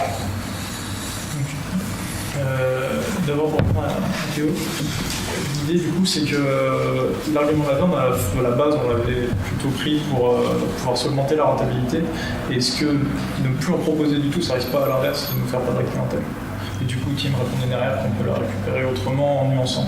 C'est juste que la façon dont tu le présentes côté militant, on en revient à qu'on fait les choses et du coup pas pour du profit visiblement. C'est juste que l'argument a été retourné au final. Enfin, je sais pas si tu comprends ce que je veux dire. Ouais, je crois que la viande c'est un des ingrédients les plus chers dans les plats, et si tous les plats sont au même prix, parce que est-ce que les plats végé et les plats ils sont au même prix, et je pense, enfin corrige-moi si je dis une connerie, mais je pense que le plat avec de la viande est peut-être plus cher à faire que le plat végé. Ouais, mais combien on vend de plats avec de la viande par rapport au plan? Ça va dépendre des plats. Enfin, ça va dépendre des plats en fait. C'est pas en fonction des personnes végétariennes ou non. C'est vraiment il y a des plats qui vont être plus attirés. Donc ça marche bien finalement de proposer des plats végés qui donnent envie. C'est juste que visiblement les gens choisissent plus en fonction du menu. Ok. Du coup, je trouve ça bien l'idée de Tim sur le principe d'une restauration à plusieurs niveaux de prix. Par contre, moi, je l'aurais fait dans l'autre sens, c'est-à-dire que j'aurais gardé par exemple des plats légers un peu hype et j'aurais fait une cantine avec de la viande. Ce qui permet en fait d'avoir une façon de simplifier les préparations sur certains plats, donc de diminuer le temps de travail sur certains plats. Et tout en gardant globalement des prix. Alors par contre je ne ferais changer les prix, ce serait garder les mêmes prix, mais en fait impacter le fait que la viande coûte plus cher en ingrédients en diminuant le temps de travail sur le plat. Et donc du coup avoir voilà. Et je fais un menu genre avec un cantine viande, un cantine végé et un plat hype végé. Avec le cantine végé qui est moins cher que le cantine viande et le plat hype végé qui est le même prix que le cantine viande. C'est plus de clair. Ouais, si. Et je trouve ça peut-être une idée. Du coup, là, c'est tout bon. L'idée est pas mal. Mais je pensais pas à ça. Sur les directions qu'on va prendre avec le court-circuit et le Biristan, je pense qu'il est important de prendre une direction et de s'y tenir, parce que si on part dans une direction où on fait que des trucs végé, on se rend compte que ça marche pas bien, et que 4 mois après on fasse oh en fait on fait de la viande, bah, on va perdre tous les clients qu'on aura eu. Et si on fait l'histoire de cantine viande par exemple, et qu'ensuite on fait oh non en fait on va faire que végé, bah, on va perdre tous les clients de la viande. Enfin je pense qu'il faudrait réussir à cerner la bonne direction à prendre dès le début. Enfin, je pense que c'est par rapport aux cantines viande que tu disais qui coûterait finalement le même prix que le plat végé un peu hype, il y a aussi l'histoire d'avoir des prix justes entre guillemets. Est-ce que tu peux dire aux gens bah ouais vous allez payer plus cher parce que vous mangez de la viande? Parce que ça coûte plus cher. Ouais, mais finalement comme tu l'as dit, le travail, le temps qu'on a passé à la préparer est moindre. Du coup, est-ce que ça s'équilibre plus? Ça peut fonctionner, hein, mais il faut aussi continuer à proposer des prix qui correspondent au travail qu'il y a derrière le plat et aux ingrédients. Je sais pas si Marion, tu veux dans le goût. Ouais, du coup. Mais du coup, c'est un peu décalé par rapport au dernier truc qu'on t'a dit. Mais c'est par rapport aussi, je me demandais ce que vous faites sur la communication, du coup, le côté militant et tout, déjà sur le côté bio et local. Parce que c'est sûr qu'il y a une vague végétarienne qui grandit, sauf que moi j'ai l'impression que parallèlement il y a une opposition à ça qui se crée aussi. Les gens, surtout dans la culture française, notamment la viande, etc., qui sont un petit peu de viande, qui disent que c'est végétarien, qui mangent pas de viande. Et il y a les deux tranchants en fait, je pense. Même si je pense que la population, peut-être qui vient encore circuit ou bien est quand même plus sensibilisée que les végétariens, faut pas que proposer que des plats végétariens, généralement, je pense que minime quand même, mais voilà. Et peut-être plutôt que, certes, continuer à proposer un plat végétarien, tout ça, mais au lieu de dire regardez, il y a plein de plats végétariens, c'est regardez déjà, c'est local et bio. Et ça touche les deux publics, je pense, qui mangent de la viande ou pas. Ça rejoint carrément ce que tu veux dire, parce que justement le fait d'arrêter complètement la viande, je pense que ça va envoyer peut-être des gens vers d'autres structures, je sais pas, type j'avais pas parlé de McDo, mais McDo, kebab, enfin bref, là où la viande est de moins bonne qualité, qui Mais est genre pas du tout locale. Comment ? Un Yabio par exemple. C'est les burgers français bio. Ouais. Où il y a tellement de... Ouais, mais il y a certains cas sûrement où ça va pouvoir se passer comme ça, mais peut-être que dans d'autres cas, ça va diriger les gens vers des structures où la viande est beaucoup moins locale, etc. Et ouais, c'était plus gérer comment les gens vont dire ok fait chier, il n'y a plus de restaurant cool avec de la viande à Lyon, je retourne vers les kebabs et c'est le sous quoi. Enfin bref, du coup il y a cet aspect là je pense à voir, même si je suis plutôt d'accord sur la condition animale avec Théo, mais voilà, faut garder, je pense que tu disais, un objectif un peu à long terme, mais ok il faut changer des choses dans la société, mais faut essayer de le faire le mieux possible, dans le sens où il faut prendre le plus de monde avec nous, et faut pas se dire on va là et puis au pire si t'arrives pas à monter dans le bus, peu importe, tu te casses la gueule et puis voilà quoi. Du coup je pense qu'il faut rentrer ce truc là. Donc, pour récapituler, là on est en train de se dire globalement que finalement la viande c'est peut-être pas notre solution, du moins pas d'un seul coup, et que c'est du coup plutôt aller chercher une nouvelle clientèle, donc soit en proposant des menus plus à visée étudiante comme le proposait un moment, soit en modifiant la grille des menus. C'est ça.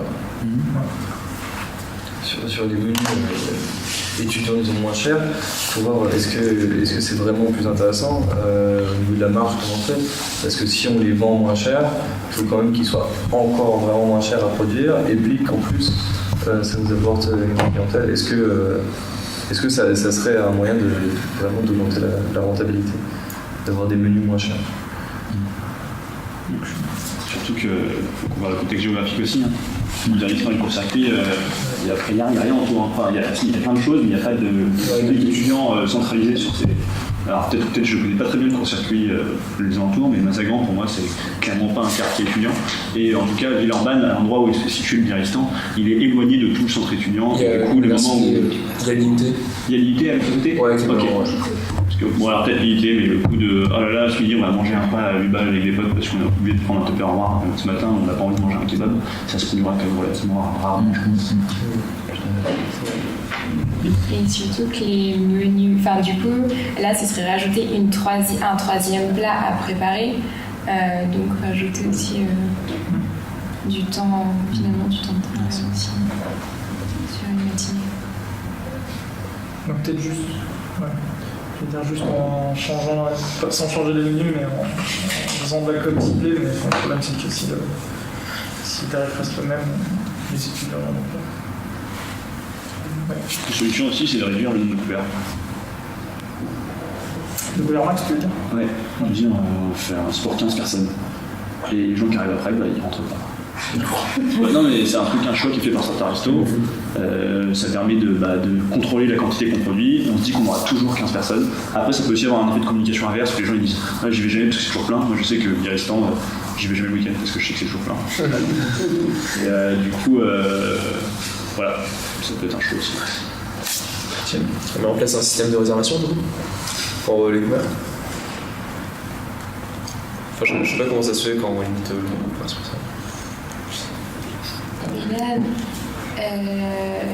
du coup, nous, on était, Biarristan, mais même au court-circuit, il limite à 45, nous, on limite à 50. Et du coup, si on limite à 15, on enlève aussi des personnes. À 15, un serveur, ça suffit, un cuistot aussi. Mais du coup, on a quand même toujours ce temps de préparation. On a quand même toujours un temps de préparation derrière. Du coup, même t'enlèves des couverts, t'enlèves du personnel. Est-ce que ça revient pas au même en termes de prix, en termes de coût en fait et de rentabilité? Du coup, peut-être qu'il peut y avoir un certain nombre de limites, évolutifs en fonction des jours. Type les jours où vraiment il y a le plus d'influence, là on augmente ce nombre-là. Il faut que ce soit affiché, il faut qu'il y ait de la com là-dessus. Et du coup, les jours où il y en a généralement moins, on est un nombre limité de personnes. Je sais pas, typiquement le lundi et le mardi 15 personnes, et puis le mercredi, le jeudi 30 parce qu'on voit que là il y en a plus. Et le week-end pareil, on va à 40 quoi. Et du coup, peut-être que sur ces jours où il y a un peu moins de personnes, peut-être qu'il y a possibilité de faire un troisième plat moins cher, ou enfin, c'est de trouver un équilibre entre tout ça justement. Et du coup, même si les jours où il y a 15 personnes, il y a moins de travail pour un cuistot, si on fait un troisième plat, peut-être que ça se rééquilibre et ça rentre dans le schéma, quoi. Après, il faut faire gaffe avec la partie communication, je sais plus qui est partie de toi, je crois. Communication, c'est compliqué, c'est un petit peu bordel quand même. D'expliquer aux gens qu'il y a des nombres glissants d'entrée en fonction des jours et que certains jours tu as 3 plats, d'autres tu en as 2. Je sais pas non plus quelle communication est complexe. Okay. Est-ce qu'on connaît bien, c'est une question directe, est-ce qu'on connaît bien la clientèle en fonction du jour, en fonction de la saison, ou c'est est-ce qu'il y a une étude là-dessus? Est-ce que s'il y a des résultats, les résultats montrent qu'il y a une certaine tendance et qu'on peut utiliser ces chiffres pour, au lieu de faire une préparation de 35 couverts, on se dit tiens le mardi il y a un peu moins de monde, on met 20 couverts, mais on le dit pas aux clients, mais en prévision qu'il y aura 20 personnes quoi. Et c'est variable en fait, on dépend du temps. S'il fait beau, on va avoir 50, 60 couverts, enfin au moins au biarritz, mais au court-circuit c'est la même chose.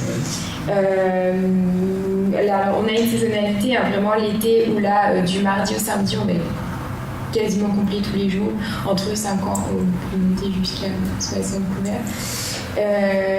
Et là, en hiver, on arrive on va faire 20 couverts le mardi, mercredi. Typiquement, la semaine dernière, on a fait 20 couverts le mardi, mercredi, peut-être 30, jeudi aussi. 52 le... Donc ça cible le problème plus sur la période hivernale en fait. Et ouais. Ok. Mais hier, on a fait 33 couverts contre 20 la semaine dernière. Le même jour. En regardant la météo semaine à l'avance, est-ce qu'on peut pas justement... Hier, il n'est pas trop mauvais encore. Ouais, mais c'est pour ça, tu vois, mais on sait que cette semaine, il va faire entre 7 et 14 degrés, tu vois, des nuages, tu vois. Parce qu'en fonction de ça, on peut pas se dire, tiens, on va préparer pour 20 personnes et préparer pour 30, quoi. Ouais. Mais après, le souci quand tu fais ça, c'est que vu que les commandes elles sont faites une semaine à l'avance, c'est qu'au final, tu as quand même une perte de tous les produits que tu as commandés à l'avance si tu fais moins de couverts que ce que tu avais prévu la semaine d'avant. Parce qu'au final, du coup, c'est la météo sur 2 semaines après que tu es censé prévoir au final. Donc c'est une prévision qui est beaucoup trop aléatoire pour ça que c'est trop et complexe. Sauf si t'as que des courges, c'est carré. C'est léger. On a une chambre froide, donc après, tes commandes, tu peux les réajuster sur la semaine suivante aussi. Justement, c'est en combinant la chambre froide, la sous-videuse, la durabilité des aliments, est-ce qu'on peut pas arriver à, par exemple, un modèle où on a des légumes, on sait qu'ils peuvent glisser de semaine en semaine, et des légumes qui vont être utilisés dans la semaine et faire un ajustement avec ça. J'ai aucune idée de comment on fait ça, mais je pense qu'en réfléchissant bien, ça pourrait se faire. Mais du coup, ça c'est peut-être relativement intéressant dans le sens où il va y avoir un sacré travail de logistique, je pense. Ça me paraît, j'ai l'impression que ça complexifie pas mal le truc, que ça va demander du temps de travail, etc. En vue du fait que, je crois, j'ai toujours un chiffre en tête que vous avez dit tout à l'heure, c'est que la cuisine fait perdre 100 € par jour. Du coup, est-ce que cette perte de 100 € vaut vraiment le coup de complexifier autant le truc? Je suis pas hyper convaincu. Et du coup, il faut peut-être garder ça en tête, le fait que on n'est pas à du moins 1000 par jour, quoi. C'est tranquille, quoi. Voilà. Moi, j'ai l'impression qu'on perd la question initiale de la rentabilité pour parler de gestion, de logistique des aliments, pour le gaspillage plutôt que de la rentabilité. Et le problème du gaspillage, j'ai l'impression, dans les restaurants et dans les supermarchés, et tout ça, c'est que ça coûte rien en fait. Gaspiller de la bouffe, c'est très peu. Donc, et en plus, c'est déjà pour circuler apparemment. Et au restaurant, ils ont mis en place des trucs pour éviter justement le gaspillage. Donc si on parle vraiment de la question de base, qui était la rentabilité de la restauration, je pense qu'au pire, si tu limites le gaspillage, je passe de 1 kilo ou 500 grammes de bouffe jetée par jour à 0, tu gagnes 5 €. Moi, c'est plus sur mon éclaircissement en fait, mais du coup, parce que là, l'activité du restaurant est déficitaire, mais ce déficit il est absorbé par l'activité bar. Du coup, ça dépend aussi peut-être comment on va le regarder, dans le sens où est-ce qu'on regarde l'activité globale du lieu, ou est-ce qu'on sépare vraiment les deux, parce que d'après ce que vous dites, si on est logique, on regarde ça avec froideur de l'extérieur, ils sont déficitaires, on vire, mais vous l'avez pas enlevé, donc c'est qu'il y a une attache ailleurs aussi qui est bien-être au travail, dans l'activité qui vous plaît, etc. Et qui aussi bénéficie à tous les employés parce que finalement vous y passez tous à la cuisine. Du coup, il y a aussi la possibilité de se dire on a une vue globale et on dit que ça. Parce que c'est un peu la façon dont la société marche, il faut que quelque chose soit rentable qu'il apporte de l'argent pour qu'elle ait un intérêt. Et là, finalement, ça va peut-être vous apporter du bien-être à vous et puis à vos clients aussi. Mais en se disant, ça ne vous pénalise pas parce que vous n'êtes pas déficitaire en total. Et peut-être se dire, on accepte de perdre un peu mais de rattraper avec le bar sans trop de problème. De dire, on continue et on accepte que ça ne soit pas rentable. Ouais, pour rebondir là-dessus, est-ce que si la question qu'on se pose, elle a vraiment du sens parce que l'activité existe depuis longtemps et elle n'est pas rentable et du coup vous l'avez pas virée et au final on se pose la question est-ce qu'on veut la rendre plus rentable, mais j'ai l'impression que c'est pas trop la direction que vous voulez prendre et en fait j'ai l'impression que collectivement vous n'avez pas envie de perdre cette activité et du coup qu'au final on se pose la question mais ça n'a pas trop de sens. Je pose la question l'idée là du coup de l'exercice, c'est que vous posez la question de qu'est-ce qu'on en fait en fait de ce manque de rentabilité.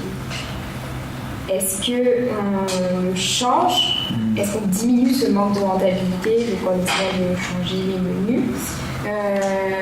Est-ce qu'on assume ce manque de rentabilité? Est-ce qu'on l'affiche?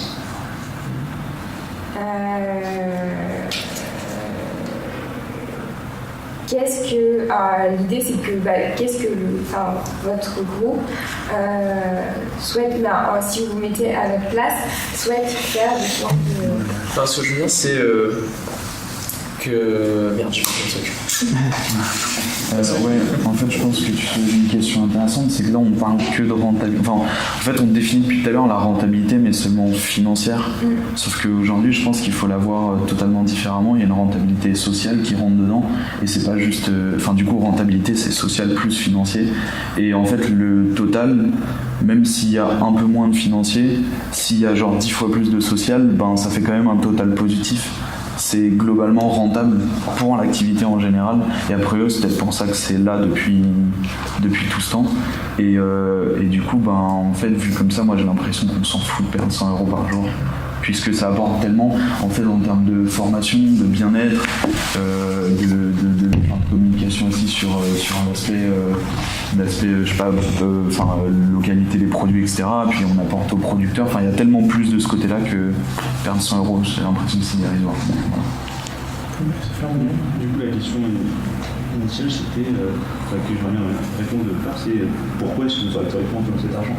Parce qu'il y a un truc sur un domaine sur lequel vous avez l'impression qu'il manque de l'argent pour faire une action qui vous tient à cœur. Si vous dites ça va pas du tout, on voulait s'investir dans la vie locale de quartier et proposer une liste pour les élections à la place de Colomb à Madagan, on n'est pas fait pour ça, et là ça peut. Mais si vous posez cette question de l'objectif, c'est vrai que ça participe à ce que disait Martin tout à l'heure, et ça participe à définir l'argent comme une fin et non pas comme un moyen. Donc c'est pourquoi est-ce que c'est parce que vous avez l'impression que vous êtes sous-payé et que les gens travaillent trop et par rapport à leur salaire, dans ce cas-là pareil c'est intéressant de poser cette question de rentabilité, mais c'est vrai que sinon pour l'instant il y a l'air le fait d'être pas rentable sur le restaurant, ça a l'air plus d'être un moindre mal obligatoire pour garder des conditions de travail agréables et tout ce qui voilà. Vous pouvez mettre une petite com en disant la nourriture n'est pas rentable, buvez une bière.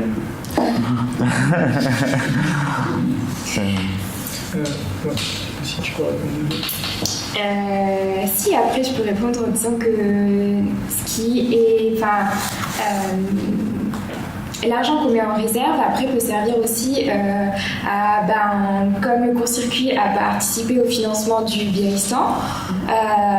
Comme l'idée du Grenade, c'est aussi d'essaimer de créer d'autres structures, c'est aussi que l'argent qu'on met nous en réserve, qu'on participe à l'investissement dans de nouvelles structures. Donc en fait, avoir un restaurant rentable, ça pourrait aussi permettre d'augmenter les réserves et de participer au financement à investir dans d'autres structures.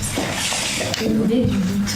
Je crois aussi qu'il y avait un truc qui vous posait souci, c'est que vous n'étiez pas propriétaire des locaux et que vous auriez bien changé cette situation. Et je sais pas si ça coûte de l'argent d'acheter un local, mais je crois. Du coup, ça freine le développement de plusieurs projets futurs, que ce soit d'investir pour des nouvelles initiatives ou de pérenniser l'activité en ayant notre propre local. Plutôt que de payer un loyer à un propriétaire qui même là, même idéologiquement, ça pose problème parce que c'est quasiment de l'argent balancé par les fenêtres à un propriétaire qui spécule sur son bien immobilier. Alors que quand on le possède, il n'y a pas de spéculation immobilière, donc c'est un autre aspect de militantisme, mais ça peut être vachement intéressant d'envisager de faire plus d'argent pour être propriétaire. Qui sont vachement critiques envers Jean-Michel qui s'est dit de Confrio et qui s'en sert pour investir dans les luttes contre la sortie nucléaire et la sortie nucléaire en France. Non, mais je comprends bien. Je veux dire aussi que le Confrio il spécule sur les fonds immobiliers et que ça se trouve, le Confrio c'est un mec qui a donné au début de la création de Confrio et qui l'a roulé. Enfin, je sais pas. C'est pas de cette spéculation-là que je parlais. C'est le fait tout simplement d'avoir un bien immobilier et de le louer, ça crée de l'argent en plus parce qu'en fait, même quand il revend son bien immobilier à la fin, il le revend peu ou prou le même prix que ce qu'il a acheté et du coup, tous les loyers, ça a été de l'argent qui est rentré sur le marché de l'immobilier et qui fait monter artificiellement la valeur de tous les biens immobiliers. Enfin, c'est le fonctionnement du marché immobilier global. Et ça dépend si il parce qu'il peut être juste, par exemple. La théorie qui est juste. Je sais pas si c'est bien. C'est bien. Je sais pas, je sais plus, mais je suis pas sûre. C'est un prix en fonction de l'unité. Et la logique d'investissement, parce qu'elle est toxique aussi, je trouve une structure comme la nôtre, de penser, enfin, le fait donc, de mettre de l'argent de côté pour s'aimer et créer des activités, c'est très bien. Après, du coup, actuellement, dans un cas où on met déjà de l'argent de côté, rentabiliser le restaurant, ça permettrait de mettre plus d'argent de côté.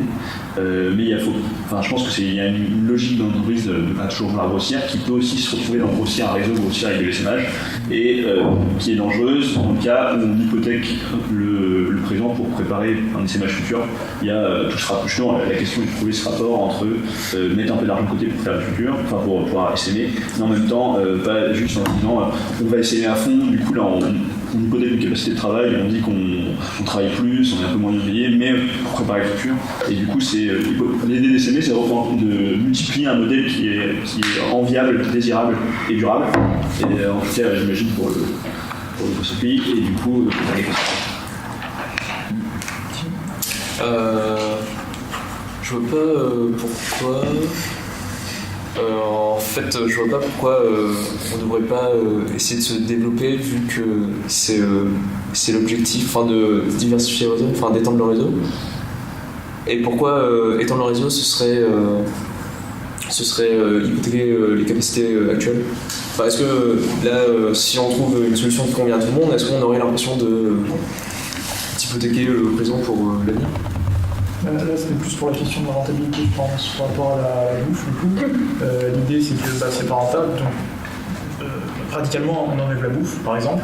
Donc, on va perdre ce déficit qu'on a sur la bouffe, mais à côté,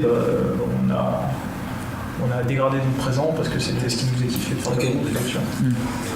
Après, oui, il y avait la possibilité de rendre rentable la bouffe, donc la conserver, mais c'est ce qu'on disait tout à l'heure, comment faire dans ce cas-là. Et est-ce que vraiment, là on est à 100 € par jour, mais sur les réserves, ce que ça représente à la fin de l'année, comme perte, je pense que c'est pas tant que ça. 3600 €. Hein 3600 €. Ça Non, mais bah, 100 € par jour, ouais. Oui, mais non, parce qu'il n'y a pas tout qui part dans la réserve. Les réserves, t'as la répartition, là c'est 50-50, donc c'est déjà au moins la moitié. T'enlèves à ça, je sais pas, des frais annexes, j'en sais rien, bancaires ou quoi que ce soit. Est-ce que c'est vraiment significatif si tu veux ouvrir un nouveau resto genre à l'année tu perds 1 000 €. Ouais. Pourquoi on discute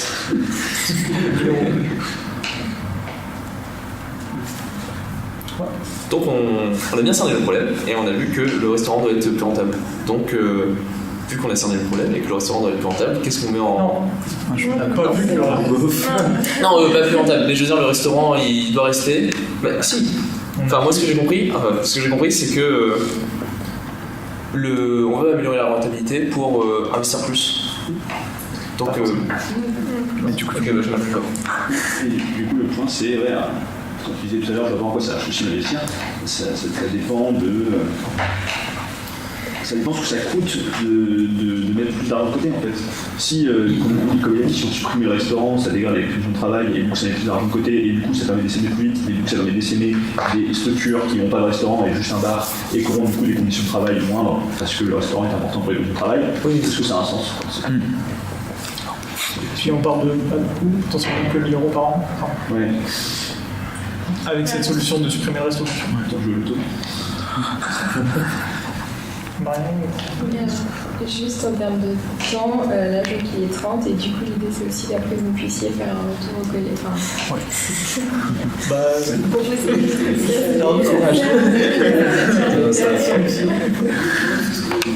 je peux vous faire un petit récapitulatif de ce qu'on a dit, si vous voulez. Marion, tu voulais dire un truc là-bas? On a 2 grosses options, c'est ne rien changer et accepter de perdre 100 € par jour pour garder tout ce qu'on aime dans le modèle, qui pour l'instant le resto il a été étudié surtout pour avoir une activité qui est kiffante. Excuse-moi, ça vous dit si on. J'ai reçu un appel, je pense, de Timothée, et du coup, ça vous dit si on discute de ça en marchand ou ça. Et il demande de revenir. Je pense. Non, en fait, non, on va terminer. Voilà, c'est ça. Ok. Et si on choisit de changer, ce serait principalement pour des questions financières. Et donc, il y avait supprimer la viande, supprimer que le bœuf, ou mettre des plats moins forts en viande. Ça a des avantages militants et sur la rentabilité, mais on se posait des questions sur est-ce que la clientèle va fuir ce restaurant 100% végé, l'impact sur nos copains les producteurs, et est-ce que ça va être lisible comme direction si par exemple au bout de 3 mois on dit en fait on fait plus que du végé. Enfin voilà, en termes d'image ça peut être dangereux. Simplifier la cuisine, on n'a pas tant parlé que ça, mais ça posait des problèmes sur l'esthétique et le cadre de travail parce que c'est moins sympa à faire, mais Greg avait l'air de dire qu'un compromis pouvait quand même être trouvé. Tout on n'en a pas reparlé. Moi, je trouvais que c'était pas une si mauvaise idée. Une campagne de com VG sans rien changer, déjà, pour voir est-ce que notre public est réceptif. On avait peur quand même, si on fait que du VG, que les gens aillent McDo à la place. Voilà. Et pour les plats moins chers, il y avait la proposition de faire une cantine viande, donc des plats à la viande moins chère. Et le but c'était de ne pas augmenter le nombre de plats parce que ça n'a aucun intérêt, ça ne réduit pas la charge de travail. Et du coup de faire des plats viande moins chers et d'augmenter notre rentabilité sur d'autres. C'est pas ça? Même prix. Tu avais 2 propositions. Ah, des plats à la viande pourra, mais au même prix? Non. L'idée c'est en gros d'un côté ça tofu braisé avec sur mes amis qui ont revenu avec une salade de fruits, je sais pas. Ouais, vas-y. Et je sais plus pour faire des noms. Et le côté de la saucisse purée quoi. Les saucisses purées à 18 €. C'est peut-être alors du coup saucisse purée, un truc plus simple. D'accord, ok. Et à l'inverse par contre avoir une cantine aussi végétarienne moins chère. Alors je sais pas 12 € où t'as un truc aussi plus simple mais en végé. Ça fait 3 plats du coup. Ouais. Niveau rentabilité bof. En théorie, le temps que tu passes sur un truc plus simple, il faut faire des frictions. Le temps que tu passes sur un plat en plus, je suis pas sûr que tu perds moins de 100 € par jour en faisant ça. Je sais pas. Et du coup, on n'a pas exploré la possibilité de l'assumer, parce qu'il y a ne rien faire, continuer à être déficitaire, et il y a ne rien faire, continuer à être déficitaire, et communiquer là-dessus, construire un truc là-dessus, comme tu disais, ça va prendre une bière à côté, ce qui n'est pas forcément con. Okay. Mais du coup, c'est la conclusion, ça va prendre une bière. C'est sûr. Je te fais chier, lui, des fois. Allez, le groupe de Louis commence. Alors nous, on s'est posé pas mal la question de est-ce qu'on veut rendre le restaurant rentable ou est-ce qu'on veut accepter de perdre 100 € par jour.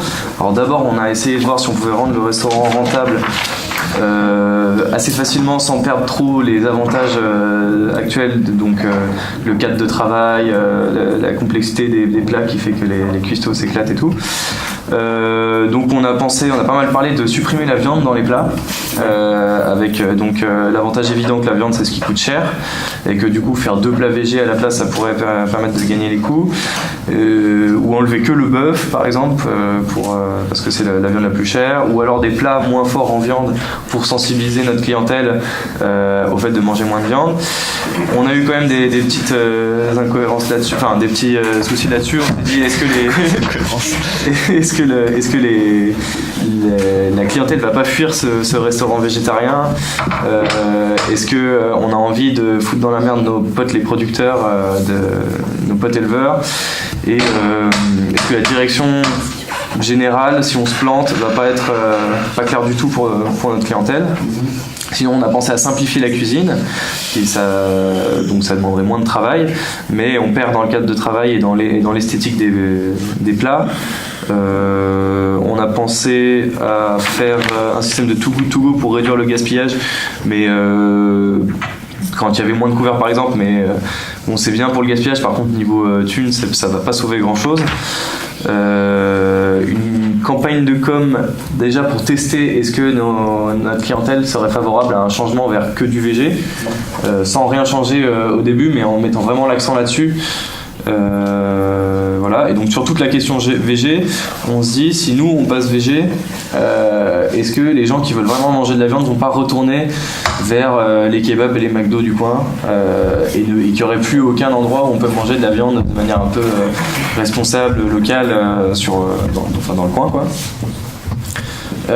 L'autre grosse piste qu'on avait, c'était faire des plats moins chers, de faire un plat moins cher qui serait peut-être plus rentable si on fait une espèce de formule étudiante vraiment plus simple à préparer, mais bon, ça rajoute un plat à préparer, et on ne sait pas si la clientèle étudiante pas chère sera présente, notamment dans les coins où sont situées les 2 antennes. Voilà, et enfin on avait parlé de réduire le nombre de couverts, avec peut-être un système de réservation, de prévoir en fonction de la météo les plats, parce que visiblement l'affluence dépend vachement de la météo.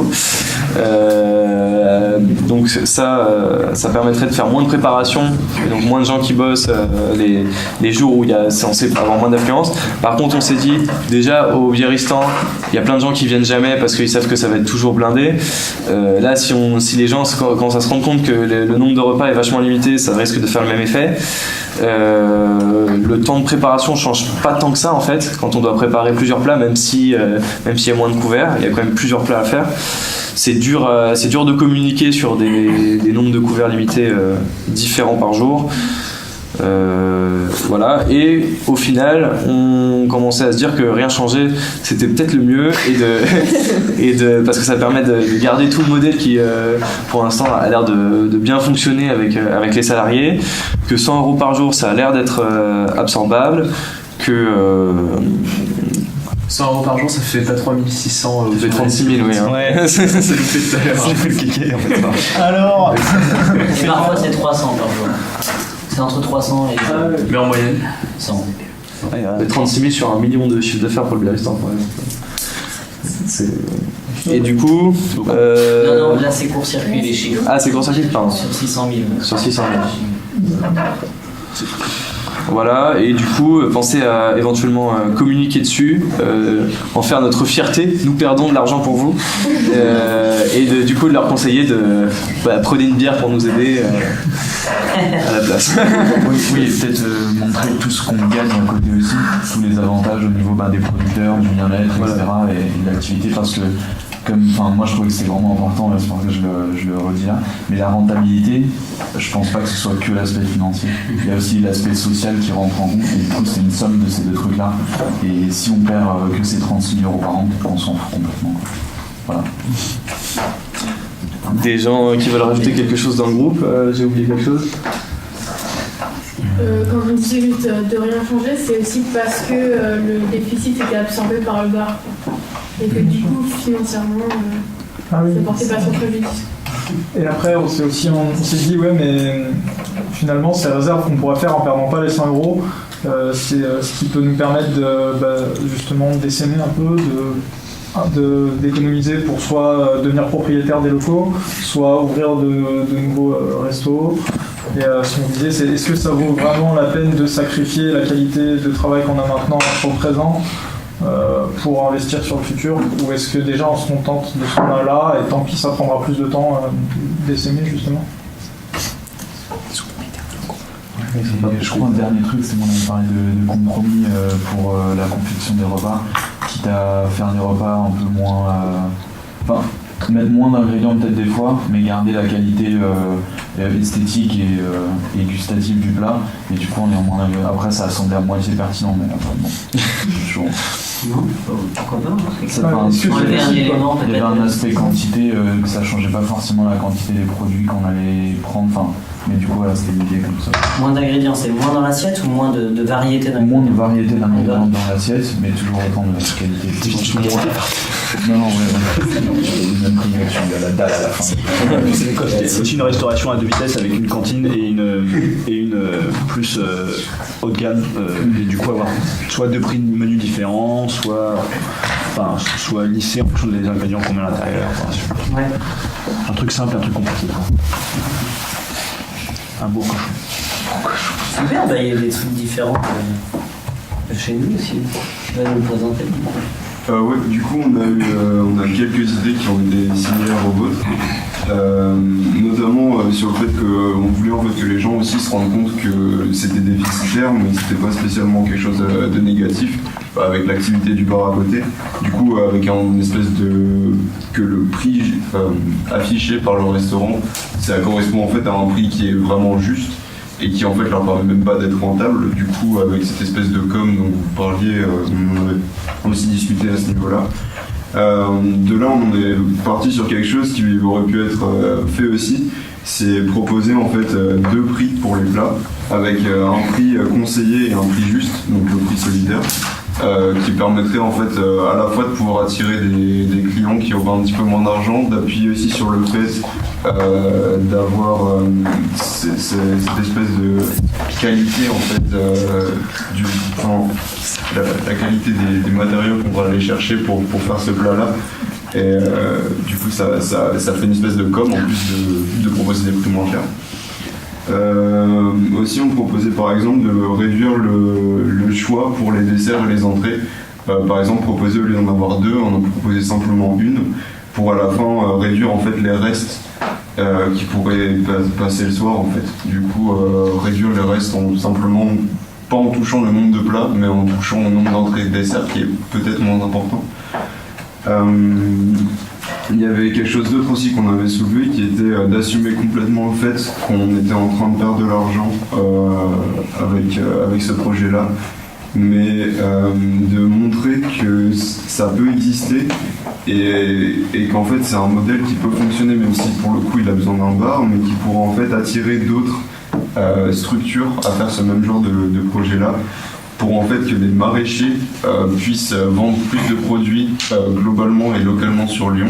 Et du coup au final, si les maraîchers sont dans une situation plus stable, ça pourra en fait leur permettre de réduire leur prix, et à long terme en fait ça pourrait avoir un impact positif sur la rentabilité du resto. Il y avait une autre idée qui pouvait être aussi de mieux former les serveurs, parce que dans ce qu'on avait discuté, c'était qu'apparemment les serveurs étaient du coup pas pros, n'avaient pas fait par exemple CAP hôtellerie ou ce genre de choses là, et du coup qui pouvait compliquer en fait la tâche du service et un peu la rentabilité du service. Du coup peut-être proposer une formation un peu plus poussée pour les serveurs. Je vois pas comment tu peux augmenter la rentabilité enfin c'est juste que du coup tu fais plus de couverts. Oui, c'est pas l'expérience sur la com quand ils présentent les plats. Non, c'est plus former les serveurs à être plus efficace à servir. Okay. À savoir ne rien oublier, aller plus vite. Clairement, on s'améliore sur le service, mais un des freins, pourquoi on ne fait pas plus de couverts? Des fois, on pourrait faire plus, mais c'est juste que les serveurs n'y arrivent pas. On sert moins bien, les clients sont moins satisfaits, sont oubliés parfois quand il y a trop de monde. Et ça fait partie aussi des trucs qui font qu'on ne fait pas plus de couverts. C'est pas forcément les quantités. Personne n'a fait sa hôtellerie. venez voir comment on tient les assiettes. Voilà. Donc on s'améliore, mais des fois, c'est quelque chose de plus formé par un professionnel, on pense on découvre. Une idée qui était venue aussi derrière, c'était de proposer 2 formules. Une qui pourrait être avec les prix qui sont affichés pour l'instant, du coup qui seraient des prix justes, et une autre formule qui serait une formule plus simple et qui proposerait des prix un peu moins chers pour pouvoir attirer un nouveau type de clientèle, un peu comme ce que vous proposez avec la formule étudiante, sauf qu'on n'avait pas posé de nom dessus.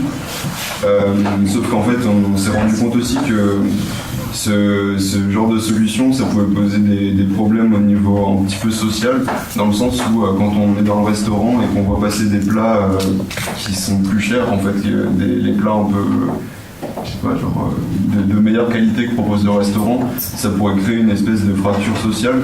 Et du coup, il faudrait faire attention à comment en fait amener cette idée-là et la présenter, de sorte en fait à pas créer en fait, ouais, c'est ça, de mauvaise vue en fait de la part des clients et qui se sentent pas gênés en fait de prendre le plat moins cher qui va leur faire dire vous êtes les pauvres et vous êtes les riches, ce qui pourrait être problématique, surtout que la clientèle, une des clientèles principales du restaurant, ça reste des clients assez aisés le midi. Du coup, si on arrive et qu'on prend le plat moins cher, on est tout de suite vu comme étant le pauvre du coin.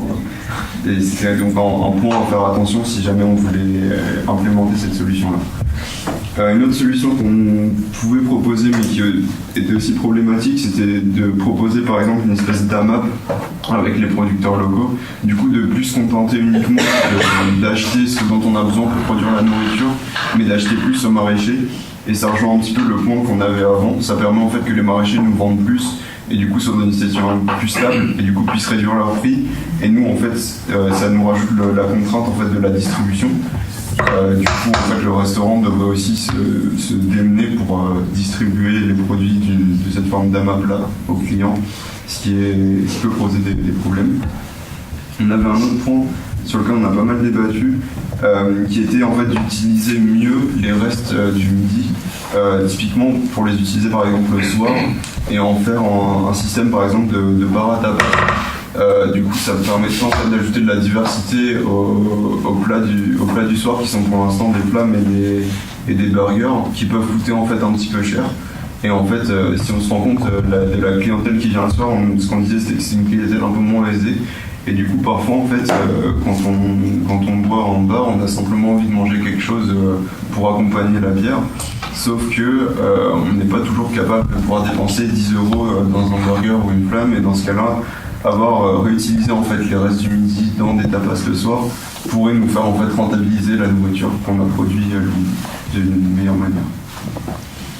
Et le dernier point qu'on avait soulevé, c'était la fidélisation de la clientèle, pour éviter en fait d'avoir des jours creux et des jours pleins, d'essayer de proposer un système dans lequel le client aurait un bénéfice à venir assez régulièrement, et pour éviter en fait que le restaurant se retrouve avec des jours complètement vides et à faire beaucoup de pertes et pas de jeter puisque c'est pas ce qui se passe, mais d'avoir plein de restes en fait. Et du coup avec une forme de fidélisation dont on n'a pas trop eu le temps de discuter, mais une forme de fidélisation. Et je sais pas si j'ai oublié quelque chose, mais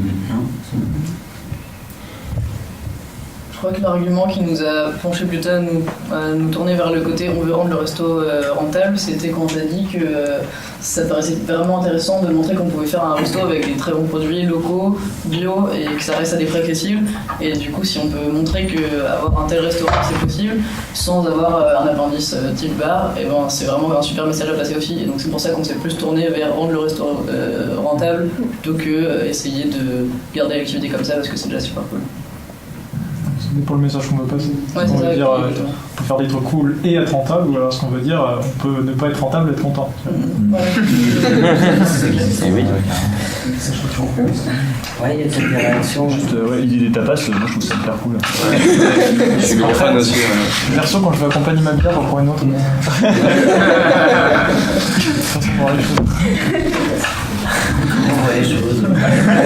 C'est très bien, c'est pile le type de client que leur faut. Mais ouais, non, sinon. Il y avait des réactions par rapport à ça, est-ce qu'il y a des choses qui vous ont choqué? De façon générale, j'ai l'impression qu'on a beaucoup d'idées, et après c'est peut-être parce qu'on ne bosse pas dans le resto ou dans le bar. On a beaucoup d'idées qui peuvent rajouter une charge de travail, et je pense qu'il faut s'en méfier, parce que c'est pas le but du tout. Ouais, c'est vrai. On se dit souvent que la cuisine pour nous c'est se faire plaisir, parce qu'on s'éclate, mais dans le quotidien c'est très fatigant aussi. Et des fois de rationaliser un petit peu ce qu'on fait, d'aller vers des choses plus simples, c'est des choses qu'on se pose aussi des questions, parce que s'éclater en cuisine, faire des choses très, très belles, très complexes, à la fois c'est génial, à la fois ça peut être fatigant aussi. Mais en tout cas c'est plein de bonnes idées. Généralement, nous, là, quand on arrive à ces propositions, après, on liste les choses vers quoi on veut aller ou on ne veut pas aller. Typiquement, le sujet sur la viande, c'est un sujet qu'on a déjà eu plein de fois, et de voir si le collectif déjà se retrouve là-dedans ou pas. Donc, il y a des idées qui seront approfondies, puis d'autres qui seront évitées. Typiquement la viande, je pense que c'est des trucs qu'on l'approfondirait. Tout ce truc de proposer 2 prix, c'est quelque chose qu'on approfondirait aussi. De faire 2 plats, peut-être un plus simple, mais comme tu dis, attention aussi à pas rajouter, parce que typiquement ça rajouterait un nouveau plat de faire un plat plus simple.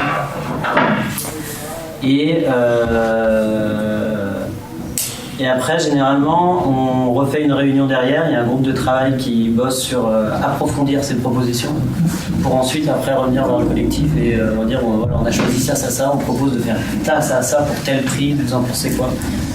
Et voilà.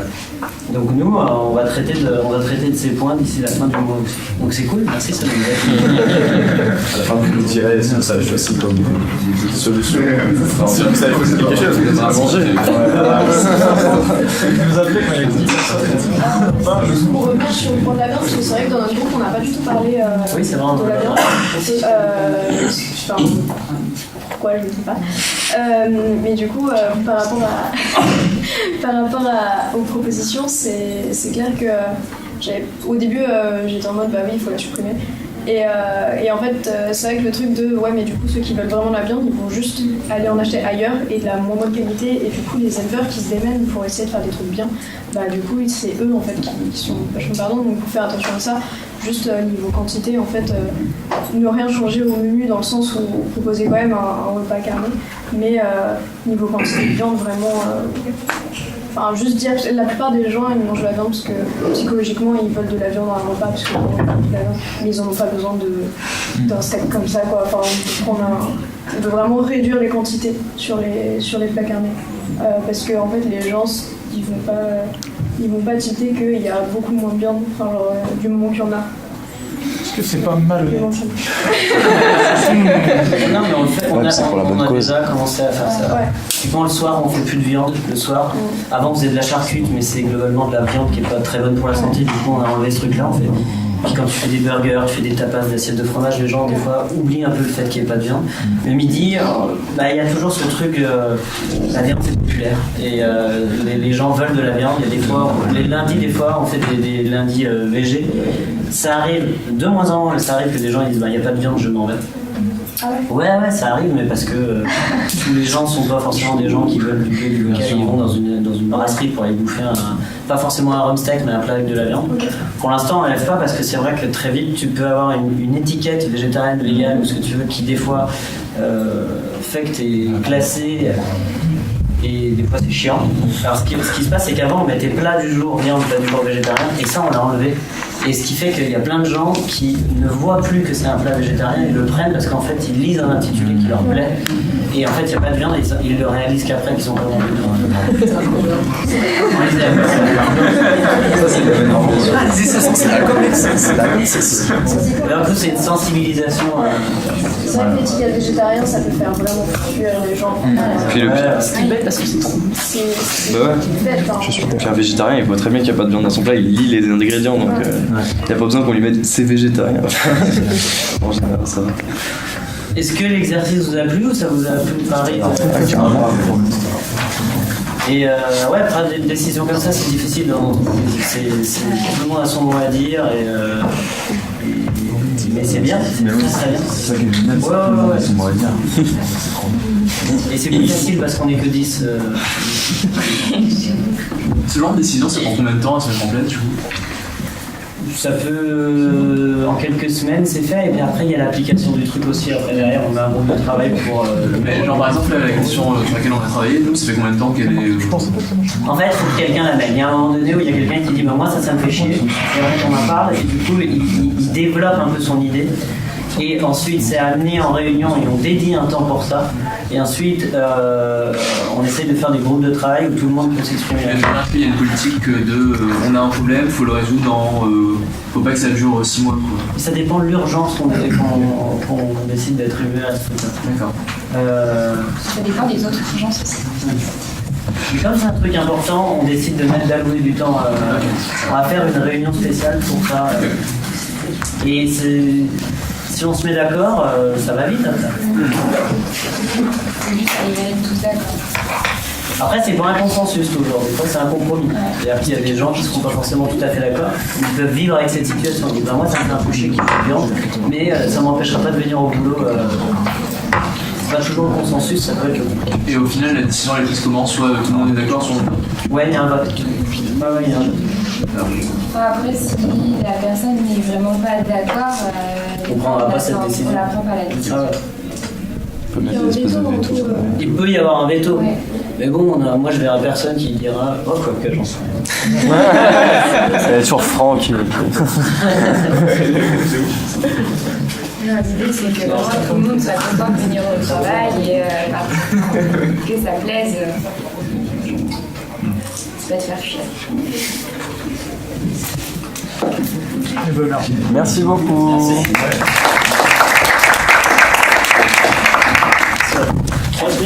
Merci. Les devoirs.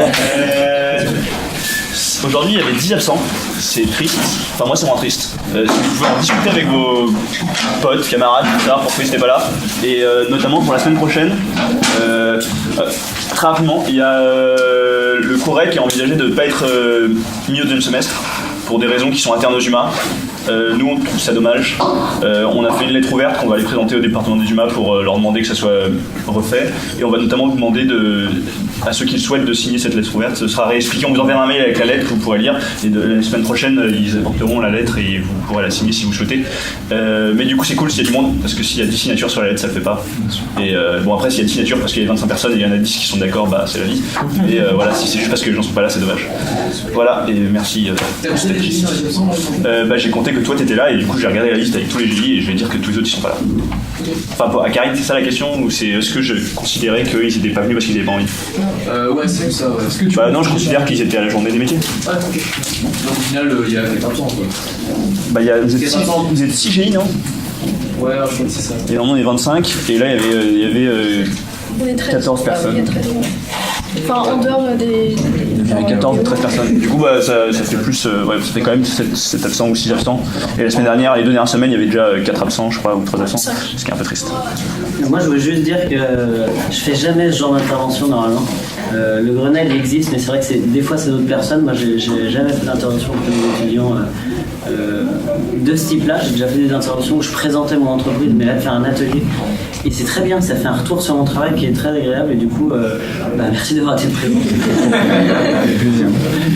Plaisir.